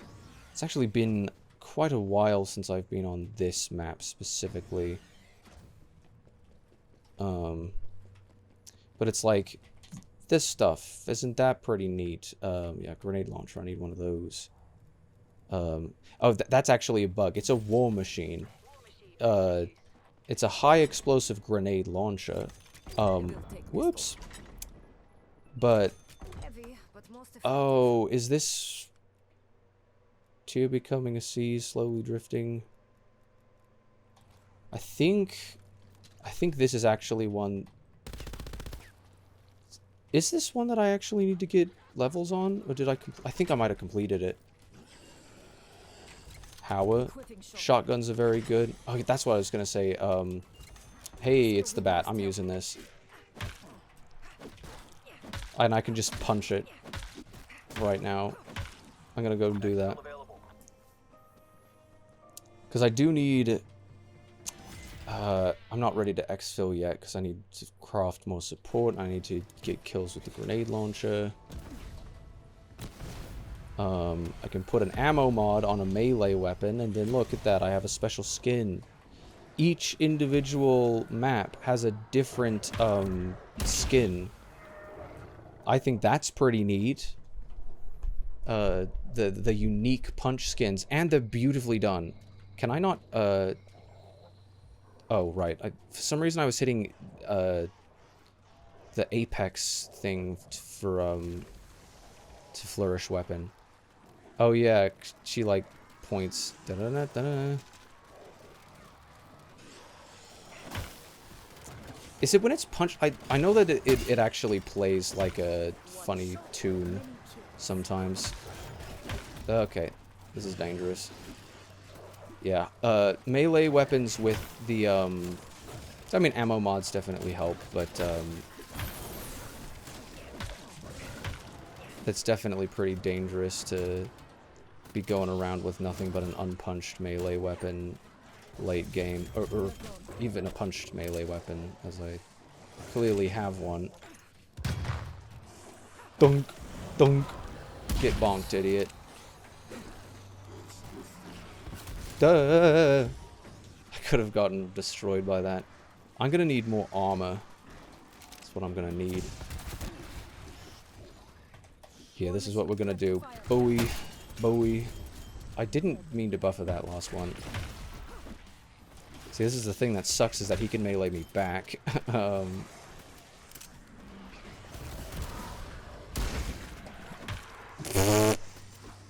This is risky. I shouldn't be doing this. I should not be doing this.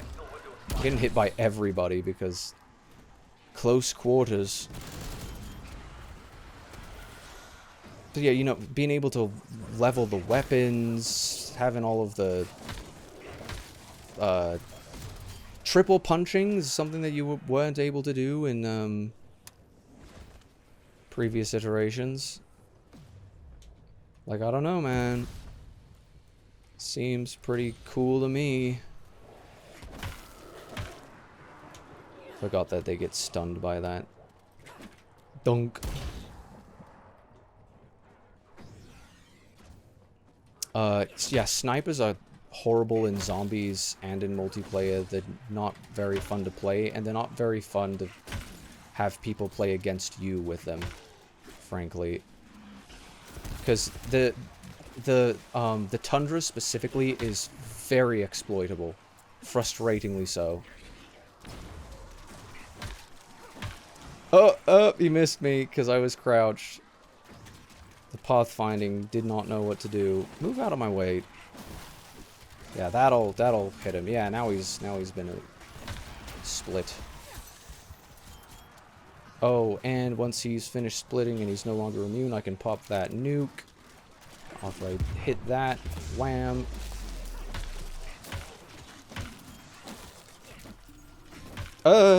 That's scary. Bop. A bop. Oh. Bop. Dunk. There we go, I got him. Which means that now I can get ammo back in this gun without spending money on it. But if you run out of ammo, you can spend money on ammo. Which is something that you did not have the option to do in pretty sure like any previous game. There was no such thing as ammo caches. There were no such thing as ammo drops. There were no such things as enemy classes where you have the zombie class and then you have the special class, elite class, bosses, and hound enemies. Like that, none of those categorizations existed. Isn't that interesting? They didn't have, like, you know, there's a lot of things that I wish that they would integrate in a way that is similar to the original games. Like, for example, I would really love it if they had more of the cool characters, the lovable characters from the original game. May as well spin the box while it's on.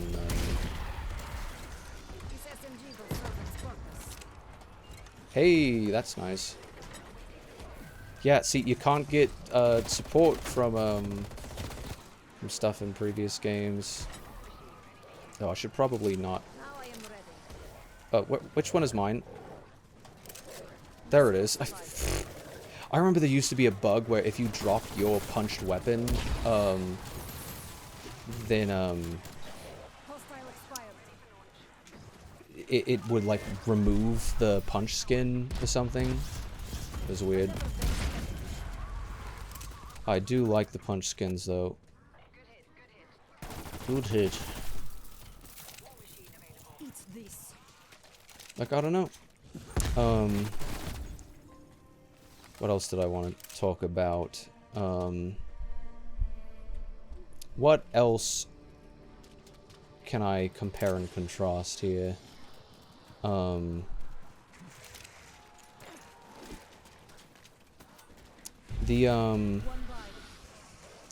Yeah, the salvage system. So it's just random drops, and it can be affected by your creator class. I have to move the anything insulating me between me and my fan. I have to move because zoinks, it is hot in this stupid unventilated room because I have 3090 and a 5800X. It's hot. I have to craft more support. Do lethals and tacticals count as support, technically? I actually don't know. I don't think they do. Oh wow, I'm already out.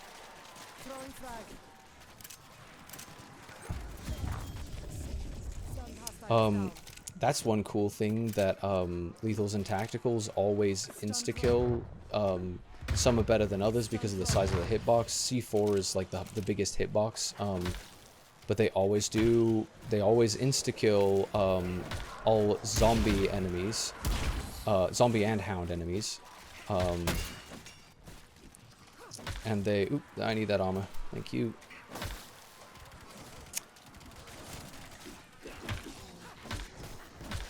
So I'm taking a lot of damage. It's a lot of damage, Morty.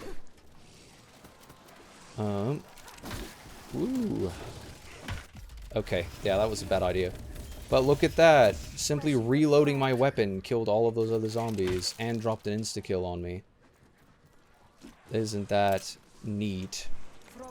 Isn't that neat that I have additional options? I think I need to punch this weapon again, otherwise I'm gonna die.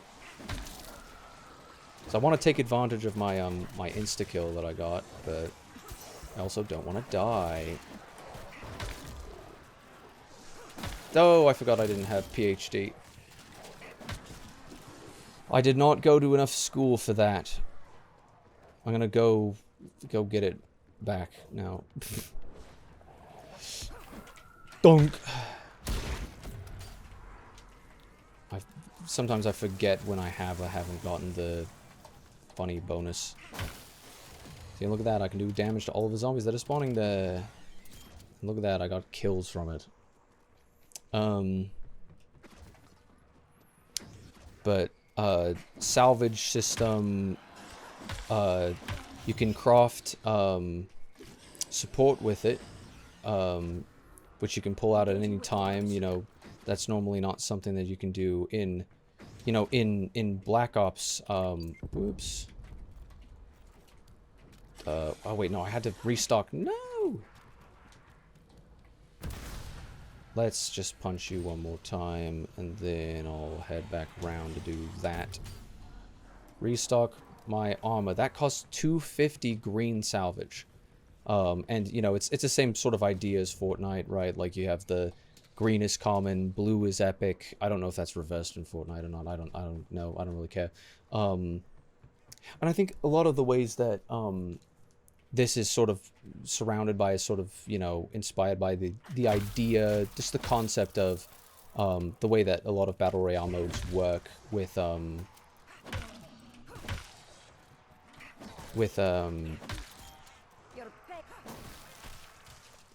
like being able to pick up stuff and craft stuff and all of that. You have to thank for, like, you know, the entire concept of Warzone existing. But, you know, they just integrated those concepts, those mechanics into Warzone, from Warzone into zombies, and, you know, it makes it quite nice. I think the my FOV is what's kind of causing me to want to hug the zombies closer than I need to, because it's like, actually, they're within range of me from further away. I'm just not as used to this FOV of whatever happened. So it's, yeah, I can actually train like this. You just have to be careful about how tight you are and how many people there are. Yeet.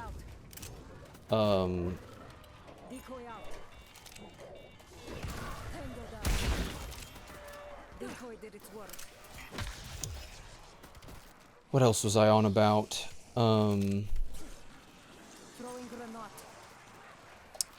Yeah, not only can you get these, like, normally you have to, like, pull from the mystery box some special weapon that only gets restocked a certain amount of times or whatever in BO1. I think they put more of them in BO2 and 3. They added some wonder weapons that functioned in similar ways and whatnot. But these are, you know, expendable little things that you could use to as an advantage. There. I think it's time to get more armor. And that is the unfortunate thing about this map, is that there's only one armor stand. I think it's just because of its size. It's relatively small in comparison to the rest of the maps. This is why they do that.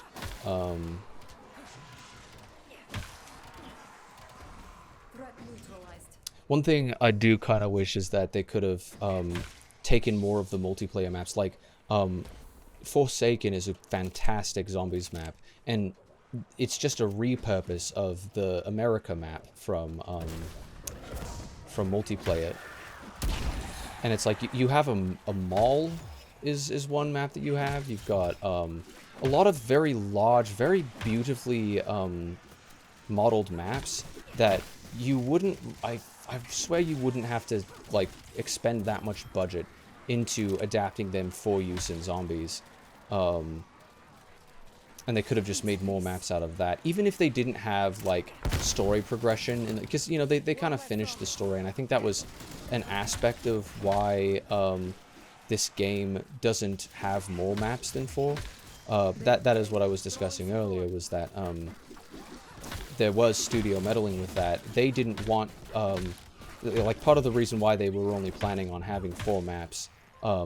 only planning on having them be free is because they weren't going to put as many in the game. Like, I don't know, what would be cool is if they had, like, free DLC, like, I don't know, I feel like there's always some sort of an option that you can do. Forgot that you can only have 3 out at a time, otherwise it destroys it without actually detonating it. So normally what I do is I just place down 1, but like in Maua, not the disciples, the tormentors will explode on them, and then they'll trigger them themselves. So it's like I just don't even have to trigger it at all. Zoinks. Zoinks again. That is one annoying thing that can happen with elemental pop, is that it'll kill everything without actually giving you the ability to why do I only have 2 perks when I'm downing? I thought it was supposed to keep me 3. Oh wow, I didn't actually have enough points for that. This is not good. Oh, there's a fuse here. There we go.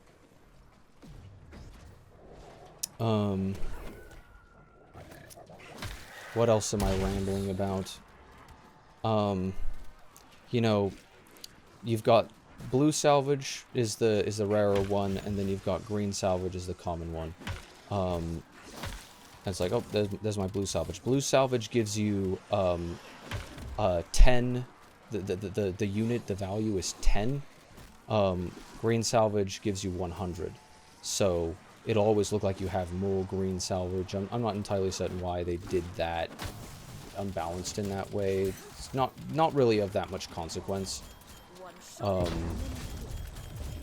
But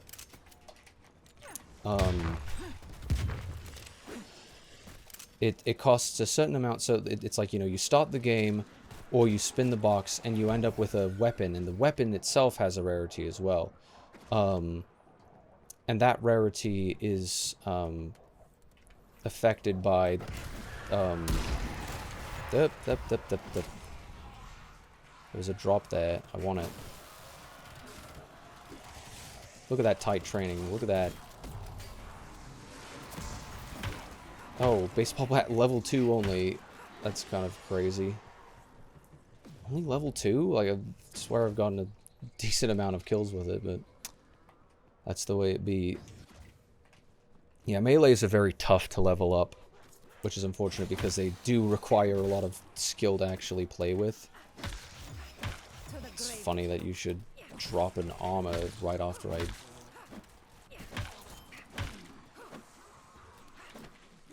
Oh yeah, and yeah, oh yeah, even points are different. Everything about this game is different. It's so interesting to compare and contrast. But it's like, what am I gonna, for instance, about? 250 kills. I guess I've never gotten... Well, see, I know I've gotten a decent amount of kills. Oh, he punched me. That's actually like a wrestling move, isn't it? If you, like, bop him in the head like that.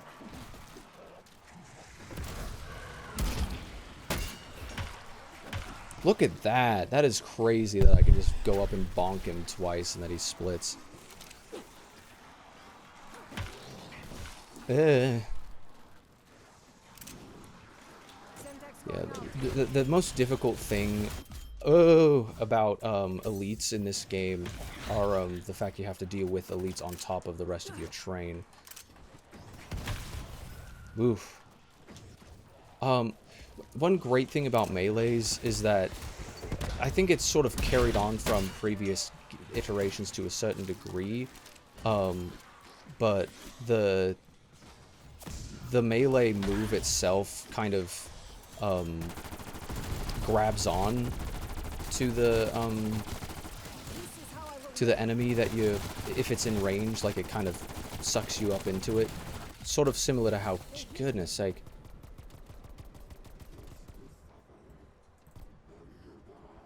Is that actually an active thing here? Ugh. No? Okay, I think I will actually have to self-revive.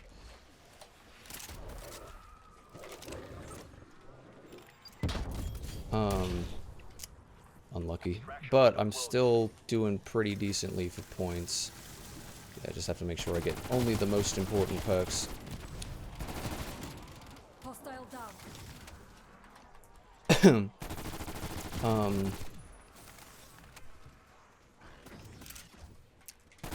Every weapon has a rarity level, and that rarity level can be increased at the armory. You originally start with a red weapon, and then you can upgrade that red weapon. Technically, it's black as well. Like, red or black is the color of the, like lowest of the low, lowest, like, common denominator, I guess, but, like, not common denominator. Whatever you call it. The weapon that you drop with is at the lowest rarity, which means that it doesn't, like, I don't know if it's just raw damage values, but upgrading it improves the weapon to whatever degree. I don't know exactly what it does. But as you play, you pick up enough salvage, you're able to go, and you start with no armor. Sometimes armor can drop and give you the most basic level of armor, and then you upgrade the you upgrade it as you get more, so it's like 250 green salvage, or is it, no, I think it might be 500 green salvage is upgrading from nothing to green, and then it's like 1,000 to 2,000 or whatever to upgrade from green to blue, and then to upgrade from blue to purple is 500 blue salvage, and then to upgrade to the final level, orange being the epic, you have to, it's 1,000, and I did that earlier. But I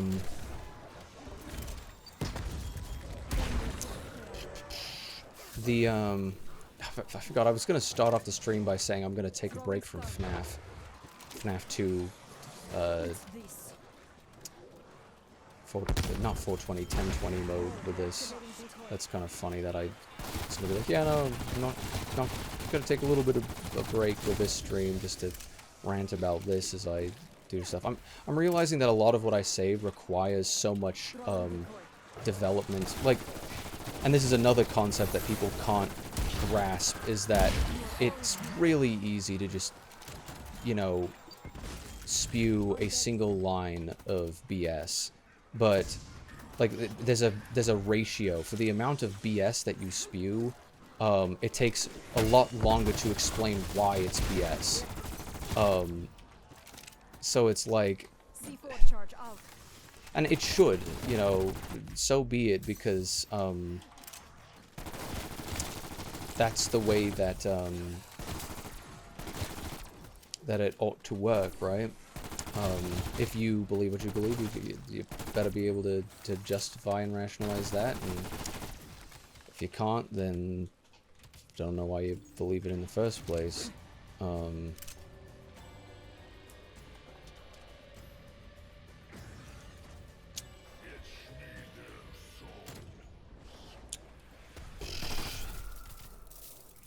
But like people can't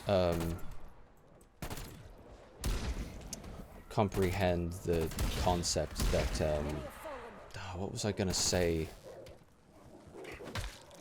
Oh, I forgot that it replaces your melee weapon that way. It's funny.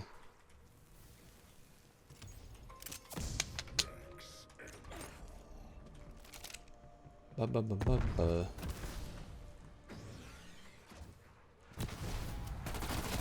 Yeah, now I'm kind of getting brain dead. I may have burned through my Adderall, and now I'm just like out of energy to a certain degree. Happens to the best of us. I think the excitement that I was going through kind of affected that. So I've been live for 2 hours 50. Yeah, I think I'm kind of realizing a lot of the stuff that I'm being long-winded with is sort of the type of thing that I have to, you know, create a long, like, scripted video to justify, to rationalize the position in such a way where it's like, you know, if I'm trying to weigh the scales, and I'm like, okay, so this game has this feature, whereas the other games do not. This game has this feature, the other games do not. In order for me to fully lay all of that out in a way that is convincing to people, I think, or in a way that is as concise as I want it to be, as holistic as I want it to be, I would have to, because, you know, there's been many times that I've repeated myself within this stream, so it's difficult to sort of showcase a ton of different things when the way that they function is so complicated in the first place. But I definitely thought it would be a little bit interesting to shed some light on it. Because I am pretty passionate about this game and the franchise in general. Especially since I consider this one to be the best in the franchise, then I'm gonna have a lot to say about it when people say that it's not, and then give me no way to back that up. No explanation. It's just my opinion. But yeah, you know, people don't. It's like if you say, Cold War sucks, then that's a 3-word statement that if I want to prove that to be untrue, the burden of that is quite large. So it's like I was, you know, teased for writing a single paragraph about that. It's like, should I have just said any one thing? It's like you're saying it's the worst one, and I can name like a ton of things just right off the top of my head that that it has that are good that the other games do not. So it's like if you really want to say that the other games are better, then you better be able to back that up rather than just saying it. And that's the thing, is that it's like it takes a lot longer for me to be able to make an argument about that involves it. It's just like, you know, if the entire discussion is Cold War sucks and then I just go nuh-uh, then that's just boring. But for some reason people interpret any form of disagreement as like getting flamed or something like that. Which I find pretty strange. So, I mean, I did post this on Twitter recently, about, some meme that I saw. I suppose I could pull up the meme and my tweets on the topic.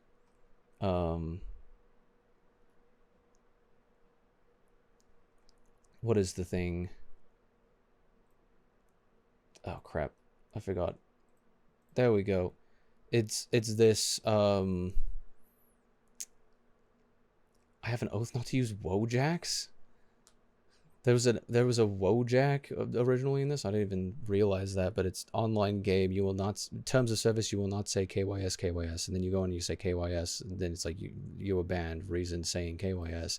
And it's my entire take on that was like, hey, look, someone liked it. That's cool. My entire take on that was that, it's just, it's a fool's errand to try and baby-proof the world, because it's like, well, it started off with, I don't think that, you know, it's like, nobody likes to hear KYS or whatever. It's a very punchy thing to say, and that's why people say it, is because it hurts people's feelings. You see that? All of those zombies just... Oh, I have a brain rot one, though, so he'll take care of someone for me. One thing that I like to do is keep the C4 on the ground and then shoot the C4, and then it'll blow up and kill zombies. But there's no grace period for when you, like, reload and kill zombies, or down, and technically that counts as a reload sometimes. It's like it doesn't allow you to reap the benefits of... You can't die and then... Like, down and then undown immediately. They have rules against that sort of thing, which I don't appreciate. Can I get some kills, please? Jeez. She never wastes ammunition because she's not using ammunition, because gun does not... It's not a gun. Weapon is not a gun.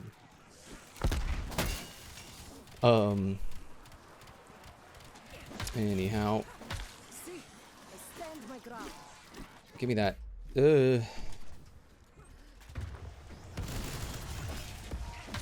Oh, are we down to not one-hit kills anymore? I don't know.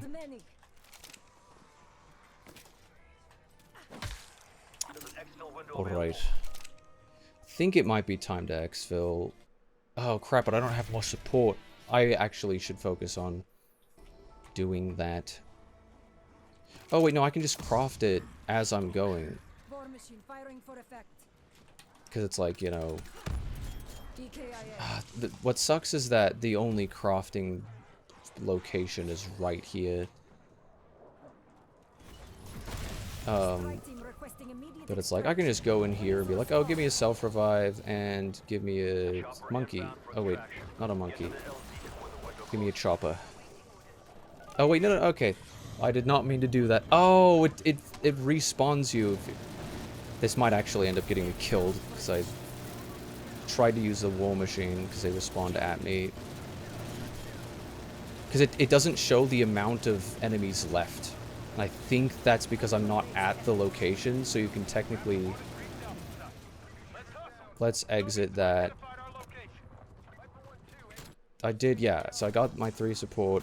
Oh, and I don't have any guns. Oh, that's not good. I'm gonna have to refill. Because I did realize I didn't have 8 hostiles. Okay, no, so I did manage to get rid of them. Yeah, I can split you in 35. Ah, go.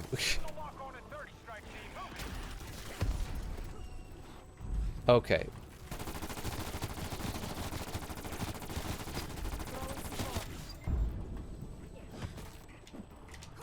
He's hitting me back. This guy hits back. And then I'm gonna 8th the shroud just to be...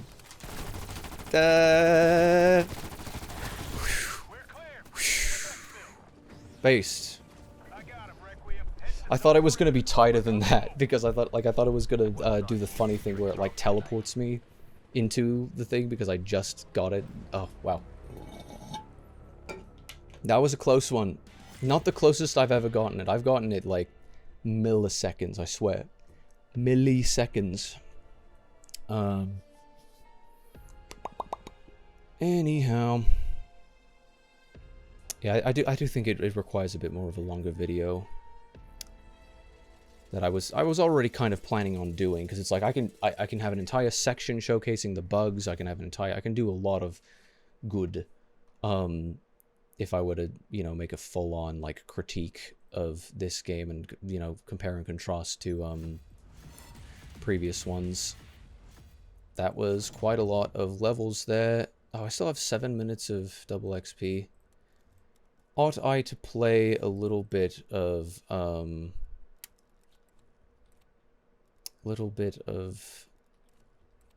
multiplayer? I might do just like one thing of multiplayer. Um, is there a better assassin doesn't apply to that. I don't think you get any perks. You don't get stims. I want to play gun game because it's like actually the most fun. Wow, I don't have like any other headshots with tax. What do you do? It's party games. Gun game. That's what I love to do. That's what I love to do. It's my favorite game mode in the entire world. The one that goes. I don't know how it goes. Oh, and I can fill up my water while I'm waiting. And we can listen to people being toxic in the voice chat, which is always fun. I just used the word toxic. I'm gonna punch myself. I don't like, you know, victimhood mentality. That's what I was saying on Twitter about. It's like nobody likes to hear people say KYS. Wow, is this an instant mute? If you become much more annoying, then I'm going to instantly mute. I guess I'll do WMD. I don't really like... Yeah, we're muting that. But, I need to go like that when I first caught COVID. People are annoying. Like, why are you using it? That is a pre-rendered cutscene if I've ever seen one. See, that is one thing, you know, it's kind of a necessary evil to use pre-renders, because it's like, you can't really, do it any other way. Like, you have to load in the game, just to load it in, you have to flush the VRAM and all of that stuff. God game! Northumberland accent. I actually don't know if that's where that accent is from.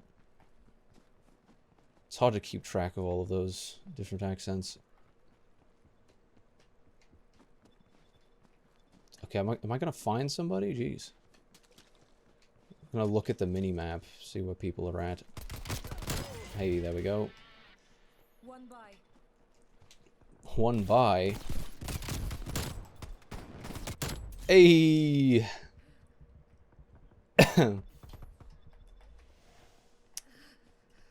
But, wow, okay. Still haven't died. Enemy appears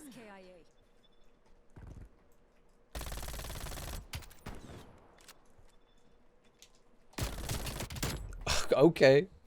We're gonna keep on this streak. My ratio of 5. Okay. It's too busy being cocky and checking my ratio.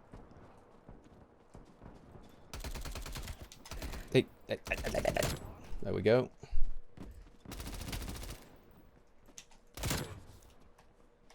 I've just like ridiculous luck or something so far. It's like it took me ages to find people, but then I just ended up like not taking enough damage to actually get killed. What is the... See, the score is what matters, because that'll actually help you win the game, but not dying a ton is definitely a plus.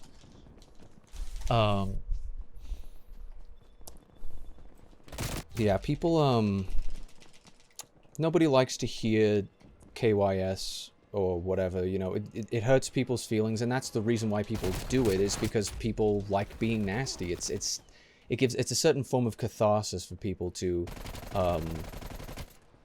try to hurt people's feelings. But it's also, you know, talking trash in game has always been an aspect of competitive games. Like, in any sense, there's always going to be trash talking, because that's human nature. That's what we want to do. I couldn't even see. See, there's a reload cancel, because you can't switch weapons, and so that reload cancel is impossible. Okay, it's like, who was shooting at me? Okay, so I knew he was going to be coming closer. Oh, there's someone behind me too. Lol. LOL. But the,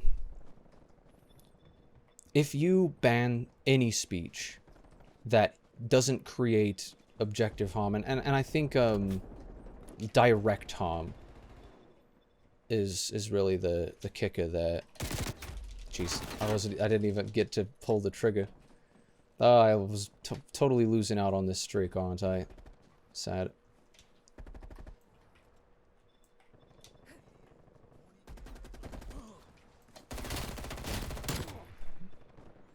Was that a shotgun? I don't even know what he was still on. But the moment that you ban, and I think it is a gray area. I was getting hit from behind. I knew someone's at that window. Or at least I think someone's at that window.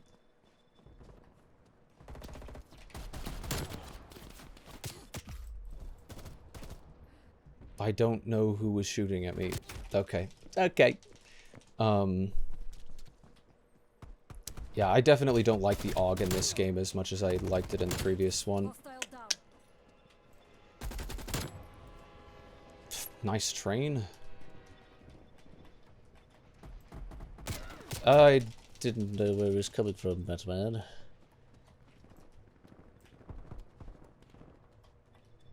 Where are people? Eh. Yeah, the tundra. We love the stupid tundra. Eh. Oh, come on. Was that a ping moment? How did that not actually kill?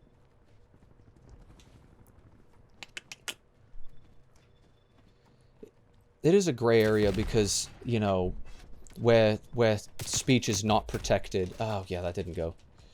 Where speech is not protected is when you are causing someone... You've got to be kidding me.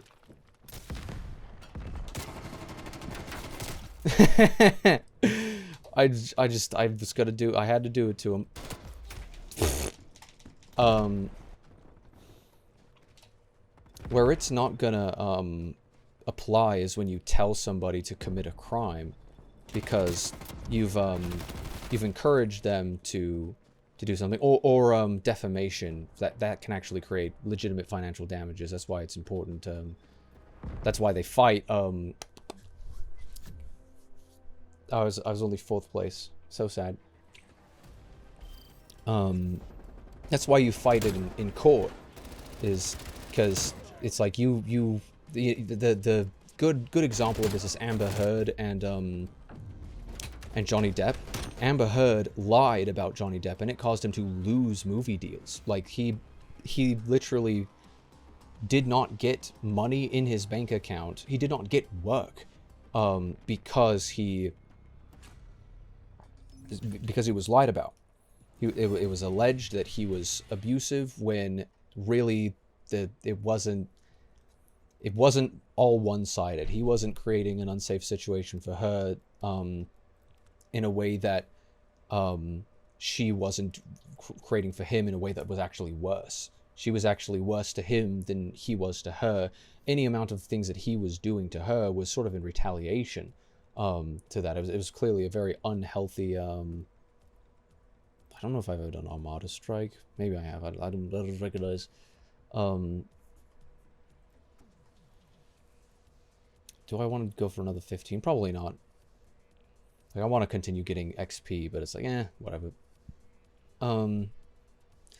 But it's like that creates damages. If you tell somebody to commit a crime, then you were the one who put that idea in their head. It's arguable, and there's precedent in court that you can argue that idea would never have entered their minds if you didn't do it for them, if you didn't tell them to do that. So you are going to be held liable for instilling that idea. Oh no, Armada Strike is this one, yeah. I do like this. This one's fun though.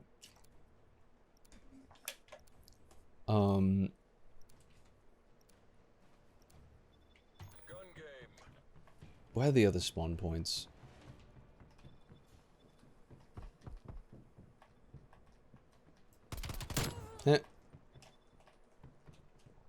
Single Diamati this time, not dual. It's harder to get kills with not as much damage, but it is easier to aim because you can scope. It's a trade-off. I like hipfire much better. I think maybe Apex has just spoiled me in that way, given me some habits.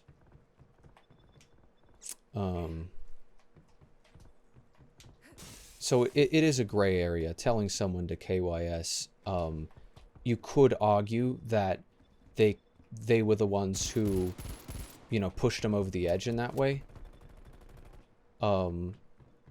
So I don't know if there's precedent for that, and I don't know exactly where I lie on that, because I consider it a gray area. Because ultimately, if you do KYS because someone told you to, then you are responsible for pulling the trigger, so to speak. Either figuratively or literally pulling the trigger. But there is an argument to be made. I wasn't paying attention because this... Anyway. There's definitely an argument to be made about how responsible, you know, the degree to which you are responsible for telling somebody to take an action like that, and trying to sort of push them over the edge. Like, I think it takes a very vile person to want to, you know, at varying moral degrees, right? There are people who want people to, who will be satisfied and think it's funny, like the Kiwi Farms type of people who think that it would be funny, or they take personal catharsis in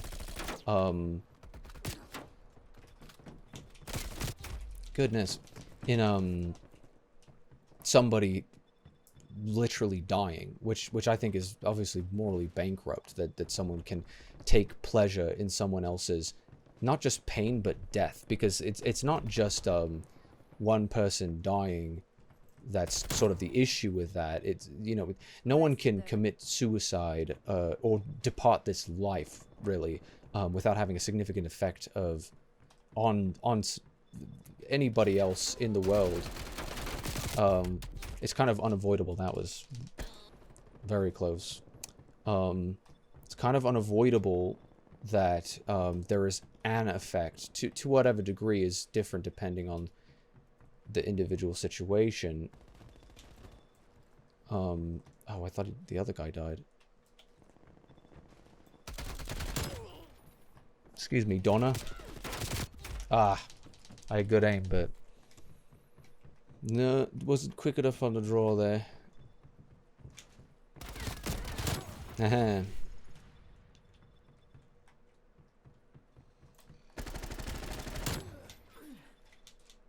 They are dead.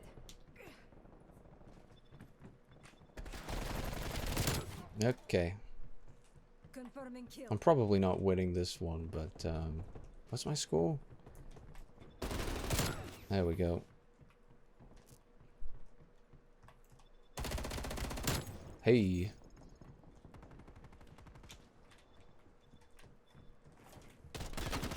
Oh, I didn't realize it was attack. This happens too often. Pull the trigger more.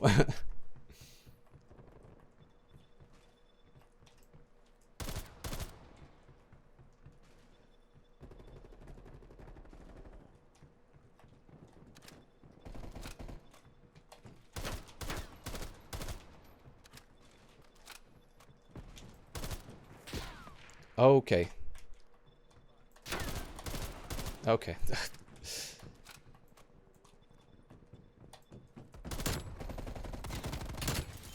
Very nice. Okay, okay. I have a slow fire. I have a slow fire. Okay, he was gonna try and humiliate me there, but I don't think he would have made it. Eh. Oh, that was so close, though. Hip firing with snipers, man. Got him. Was good. Clean kill.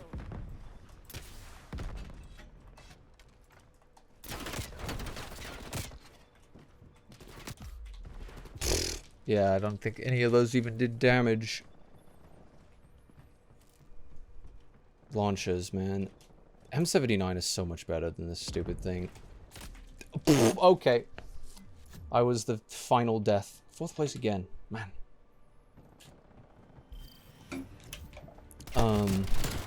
What was I gonna say, though?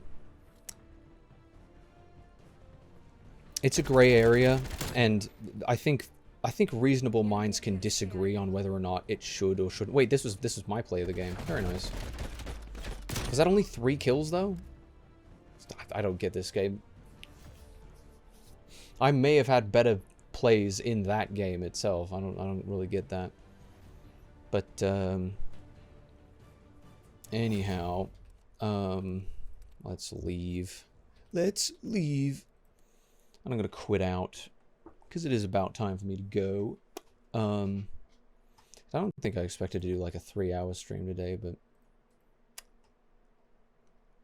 but alas, you know. I love this game, and I found too many things to talk about.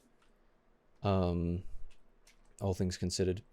But I think, what was I going to say? I probably already said it best in my tweet from this morning, but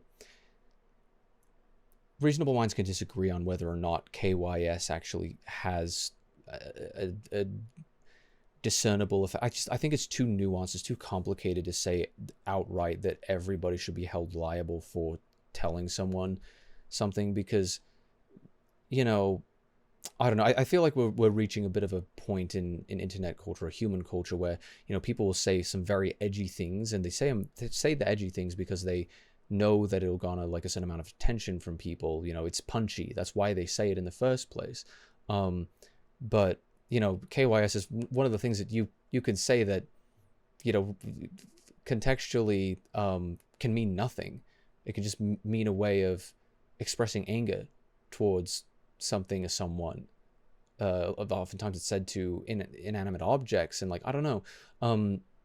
It's just it's a bit of a tough situation for me to really lay my finger on where exactly I draw the line, because I think it's possible that you could be the sort of the final nail in the coffin, so to speak, for somebody, if you were the one to say that to them. But I think to a certain degree, the depth of which you are, the amount of guilt that you actually have over that, in a legal and a moral sense, because one is downstream of the other, but is sort of difficult to universally place. I think it's a case-to-case basis, and I think in a lot of ways it's something that you can't really say, no, that guy messed up. Like, I don't know. I don't know if I can comfortably say that.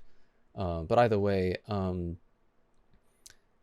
I definitely think that if you, as I say, if you give them an inch, they'll take a mile. If you allow them to ban anyone for any amount of speech on their platform, what that is going to do is it is going to tell them that they can get away with it. In the same way you got to vote with your wallet. If I have a friend who typed slurs in a private chat, and it's like nobody in the chat had a problem with it, but because people want to be the thought police, someone can't think or say something in private that offends them, and if they find out about it, then they're a guilty person. You know, it's like, you said something that would have offended me, but you weren't there, and you weren't even intended to be able to see that conversation or hear it. That's like, you know, he got banned from Apex for typing in a private chat that only had 2 other people in it, and all 3 of the people know each other IRL. He got banned for like a week or something for typing a specific 2-syllable words. And, you know, 2-syllable words are fun. 4-letter words are fun. But, you know, contextually, there's sometimes people just, you can't say that. But I don't know. It's just, it's interesting to consider. We have now fostered both a culture that wants to baby-proof the world, and a culture that wants to rub in the face of someone who's attempted to baby-proof the world how wrong they are. and I'm not a provocateur, but I will lash out at people who tell me what to do. It's pathological demand avoidance. Like I'm not going to do something when someone's trying to boss me around who has no authority to do so. It's like, you have no good right to tell me what to do, so piss off. Even with authority, you know, pathological demand avoidance is tough with authority as well. So it's like you're not going to you know, convince everybody, and you're certainly not going to convince people who are sick of being told what to do, people who are sort of culturally libertarian at heart, especially just Americans in general. Someone who's you know, deeply seeped into a lot of American values, or at least traditional American values, they're going to not going to like it when someone either culturally or governmentally, God forbid, tries to tell them what to do. So it's like we have people who want to say KYS and worse things, sort of as we saw at the beginning of the stream with the response that I had to this patch, this meme that I sent on Twitter, just random reply at whatever point. People are becoming more racist and more homophobic, or at least outwardly so. They portray themselves to be more or less uncouth or unaccepting of certain groups because of how much they've been told that they can't be rude to them. They can't. You have to accept them. It's like, well, I don't want to. I feel like it does a lot more harm than good for people to be angrily shouting at each other that they need to change their behavior rather than just calmly educating them. I mean, nobody's perfect. It's real easy to be mad. God knows I get mad, get pretty heated, you know, temper. It's a thing. Everyone's got to deal with it, but there comes a certain responsibility. If you want to get a point across, or to change minds, or to make the world a better place, then sometimes you can't let your anger show. Sometimes you can't let any emotion show. And I think it's a real you know, show of good moral character, high moral stature, to be able to understand when it's important to not let those excess of emotions out. But without rambling too much further, I essentially just said, with this culture, you know, it may not be one platform that always does this, where it's like, well, everybody doesn't want to hear this slur or that slur, or, you know, nobody wants to be told KYS or whatever, what have you. Generally, most people are kind of like, yeah, well, you kind of had it coming if you're gonna say something that rude or whatever, right? But given an inch, you give them a mile. You know, if the platform can ban any speech, with the exception of course, things that do not constitute speech, such as a violent call to action, or damages, something that can create provable damages, is the type of thing you can do in court, which you will face repercussions for. You know, with the exception of what is literally legal or not legal, I really don't think that they should, as a moral argument, I don't think that they should ban speech of that kind just because it's offensive. And I've been offended by things that I've read. I defend their right to say them. But you know, people tell me if I defend other people's right to say things of that sort, then I'm right wing. Okay, I guess I'm right wing then. Like, I believe fundamentally in freedom of speech, and if I have to be right wing in order to believe that, then it's like, man, I guess the definitions has changed. 'Cause, I don't know. I haven't been too long on this earth. I've only been visiting for a certain amount of time, but really seems that the world is not didn't used to be that way.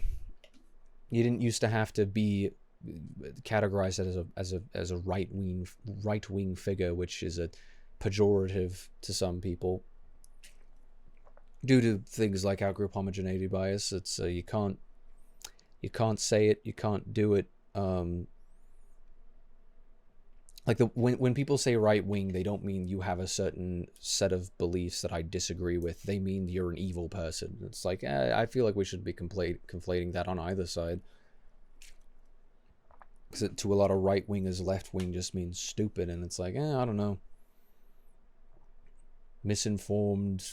And again, there's a moral difference between being nefarious or stupid or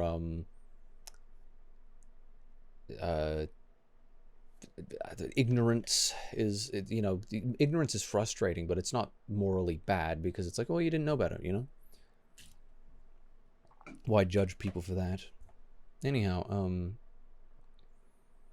I don't like and of course I've spoken in videos past, I don't like the way that our culture is going with not, it's like politics is downstream of culture. If everybody thinks that that people shouldn't be allowed to say XYZ, then eventually the laws might change so that you can't say XYZ anymore.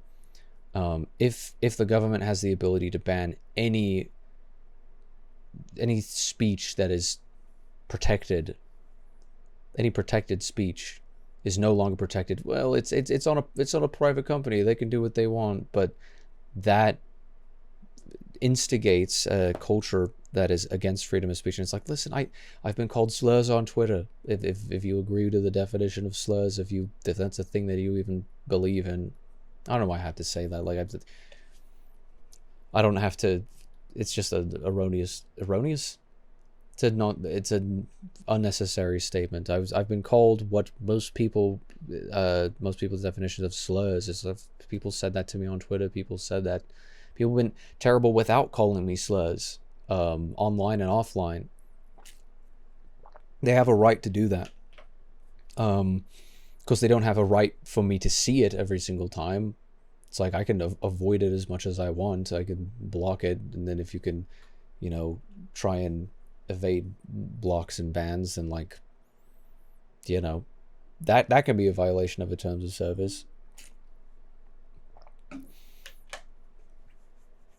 Because it's like, I put the wall up for a reason, and you just climbed over the wall, or you dug under the wall, or whatever you did, you busted a hole in the wall, whatever. It's like, well, I put the wall there for a reason. It was to keep you out, so I'm gonna build a better wall that, try and wall you out even more, type of deal. Because you do have a right to say whatever you want publicly about somebody else, so long as it's not defamation. That causes, damages. This is, if someone lied that I didn't throw out my toothbrush early enough, then I go to take it to court. I could win that, but it's just like, how much are you suing for? Like $1. It's like, why are you wasting everyone's time, and money? Honestly, that would be a better case for countersuing, because it's a frivolous lawsuit. But it get thrown out anyway. It's frivolous. But so long as you're not causing any damage to anybody directly through the things that you are saying via violent calls of action and whatnot. As I'm repeating myself a million times, but I really don't think that people should be limited in what they can say, or how they say it. And it's scary to see not just a culture that accepts that, oh yeah, I'm gonna make a meme about, oh, you accepted the terms of service and they have the right to ban you if you did something within the terms of service or community guidelines. When it's just like, I don't like granting the government the power to censor speech that is perfectly within their right to censor speech, that is perfectly within the right of somebody to say.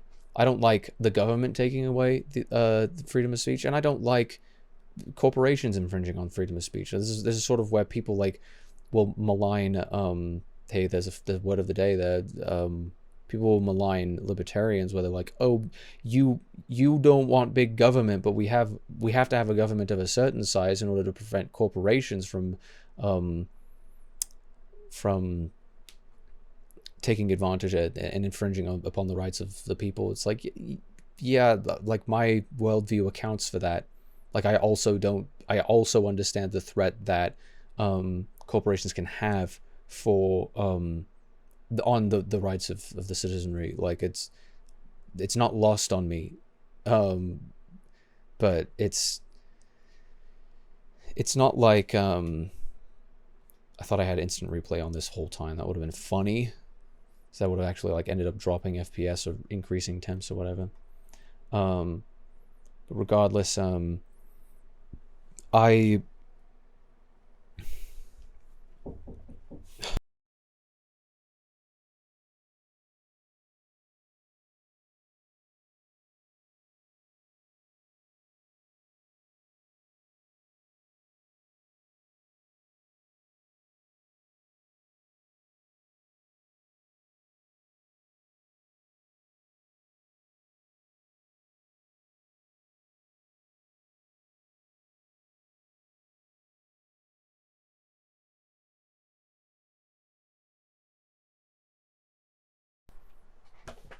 anyhow, in order to prevent further interruptions, I really ought to head out. But to wrap it all up in a bow, you know, it's not lost on me that that people can, that corporations can be just as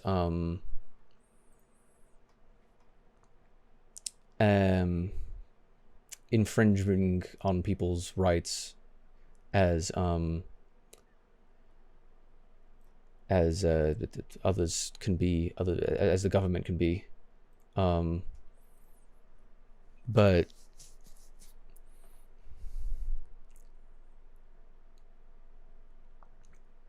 I think that the big thing, it never applies to just KYS or just slurs or just whatever. It always will eventually. It is a slippery slope. The slippery slope concern is a valid one in this case and many cases, I think. Because people will call it a logical fallacy. It's like the slope is back there. If you said any 2-syllable word that is considered a slur, which is not a legally defined thing, because it's syllable. It is actually unconstitutional to ban the use of slurs from a governmental level. That's the loophole that we end up. It's like, well, you can have your rights taken away from you if you sign them away via terms of use. It's like I really wish that we had sanctions to prevent this from happening. It's part of the reason why I'm partially supportive of Elon's movements in taking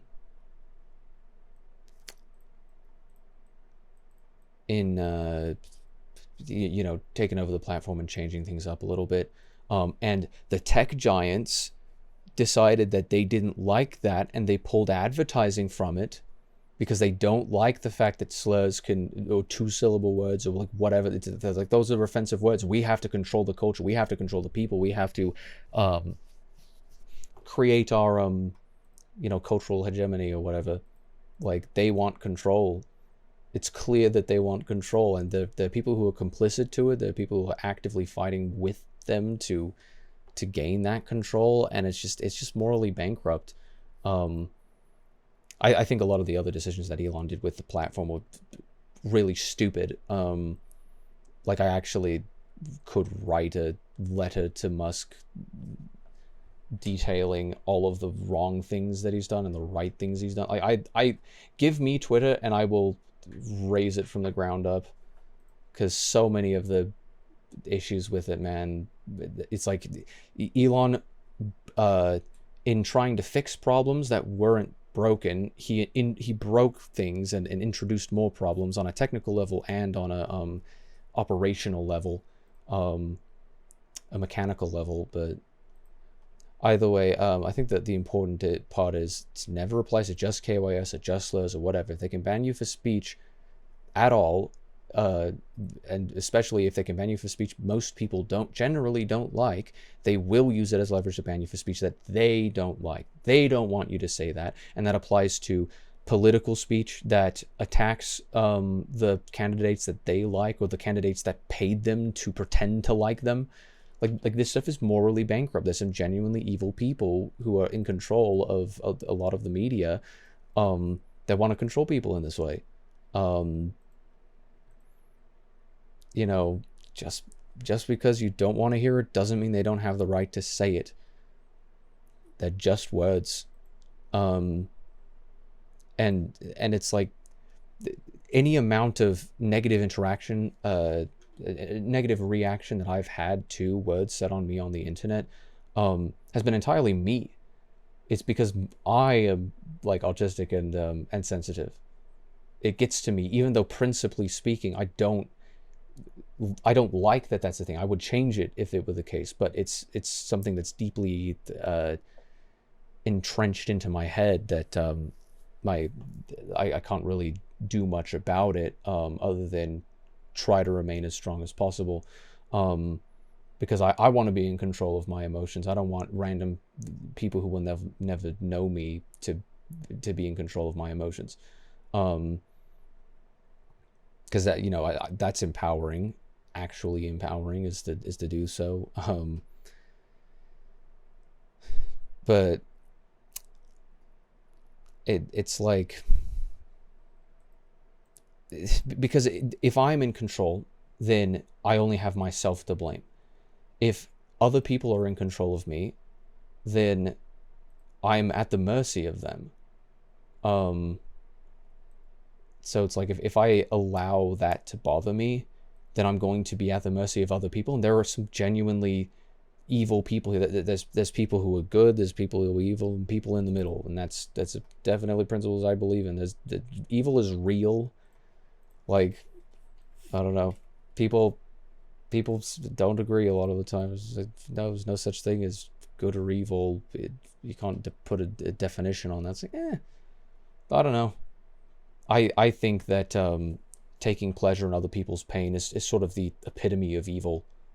Like, this is like evil in its most basic form. It's just like, I just enjoy the fact that I'm making other people miserable. The fact that I can tell someone to KYS and that I take pleasure in the fact that I heard that they did so, that I got confirmation that they did so. I made someone kill themselves. That's great. Like, that makes me feel good. Like, that is horrible. That is morally bankrupt. That is evil. And if you can't call that evil, then you're a hippie with no true moral compass. Like, I don't know. Well, if you think, oh no, they're not evil, they're just different. I had a coworker. I talked about I think I was talking about the George Floyd protest, how there were rioters, and it's like none of those people cared about George Floyd. They just wanted an excuse to go loot their own target or firebomb someplace because of an adrenaline rush that they needed to get a dopamine fix for, because they were locked inside for so long, or something like that. And he was just like, yeah, but the situation that they're in, I can't call that evil. It's just they're just in a different place. And it's like, yeah, they're in an evil place. They're an evil place, buddy. Like, it's not that hard to be able to condemn. It's just like, like terrorists, people who just like kill people for political gain. Like, you really think that they're just different? You really think like Saddam Hussein was just like, oh well, he was in a different place? It's like, listen, I don't think we should put ourselves on the level of as finite beings to have to try and like forgive everybody for their trespasses, even the most egregious trespasses. It's like, really, like, it's gonna take too much convincing, and I don't think it's possible for you to convince me that evil exists when you can see things the way that they play out. It's like, yes, I'm going to condemn those actions. How can I not? And I'm not going to justify it by saying, well, but they were raised differently. I think you can have compassion on somebody I think there's empathy that can be had. But in the end, you can't justify what they did by saying, I am what the world made me. Take it or leave it. The world made a terrorist, and you didn't do anything to stop it. So, I don't know. I don't know why I just keep getting more and more controversial.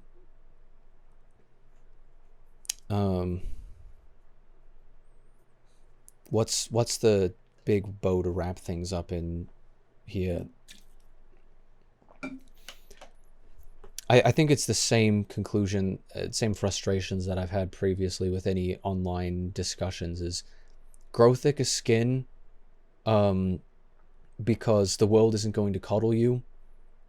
Be nuanced, be reasonable, educate yourself, for goodness sake, so I don't have to educate you instead. And if you're gonna make me educate you, do so in a way that doesn't piss me off in the process. Like, if you're ignorant, I'm not gonna hold it against you, as long as you have a capacity, like a willing capacity to learn. But if you don't want to learn anything, then I'm not. It's gonna be hard for me to be patient. It's like you're not making it easy on me when you're being a dick about it. Because ignorance plus smugness equals a very not respectable person. Either way, nuance. Everybody lacks nuance. People lack, I think, a lot of intelligence, honestly. Lacking knowledge and lacking intelligence being different things. People are either unintelligent or evil. It's like, yeah, don't be evil. Don't be stupid. And if you're ignorant, you know, don't make it hard for people to be patient with you. I think that's sort of the crux of it. Like, remain calm. Not everybody saying anything to you on the internet means that they want you to die. And even if they do want you to die, don't give them power over you. Don't grant them that, because ultimately they can't do anything about that. It's ultimately all in your head. And once you learn that empowerment, you're gonna feel a lot better. Take it from me. Anyway, we'll see you tomorrow. I'm probably gonna be actually pissed if FNAF tomorrow. It's gonna suck, but we'll see you then.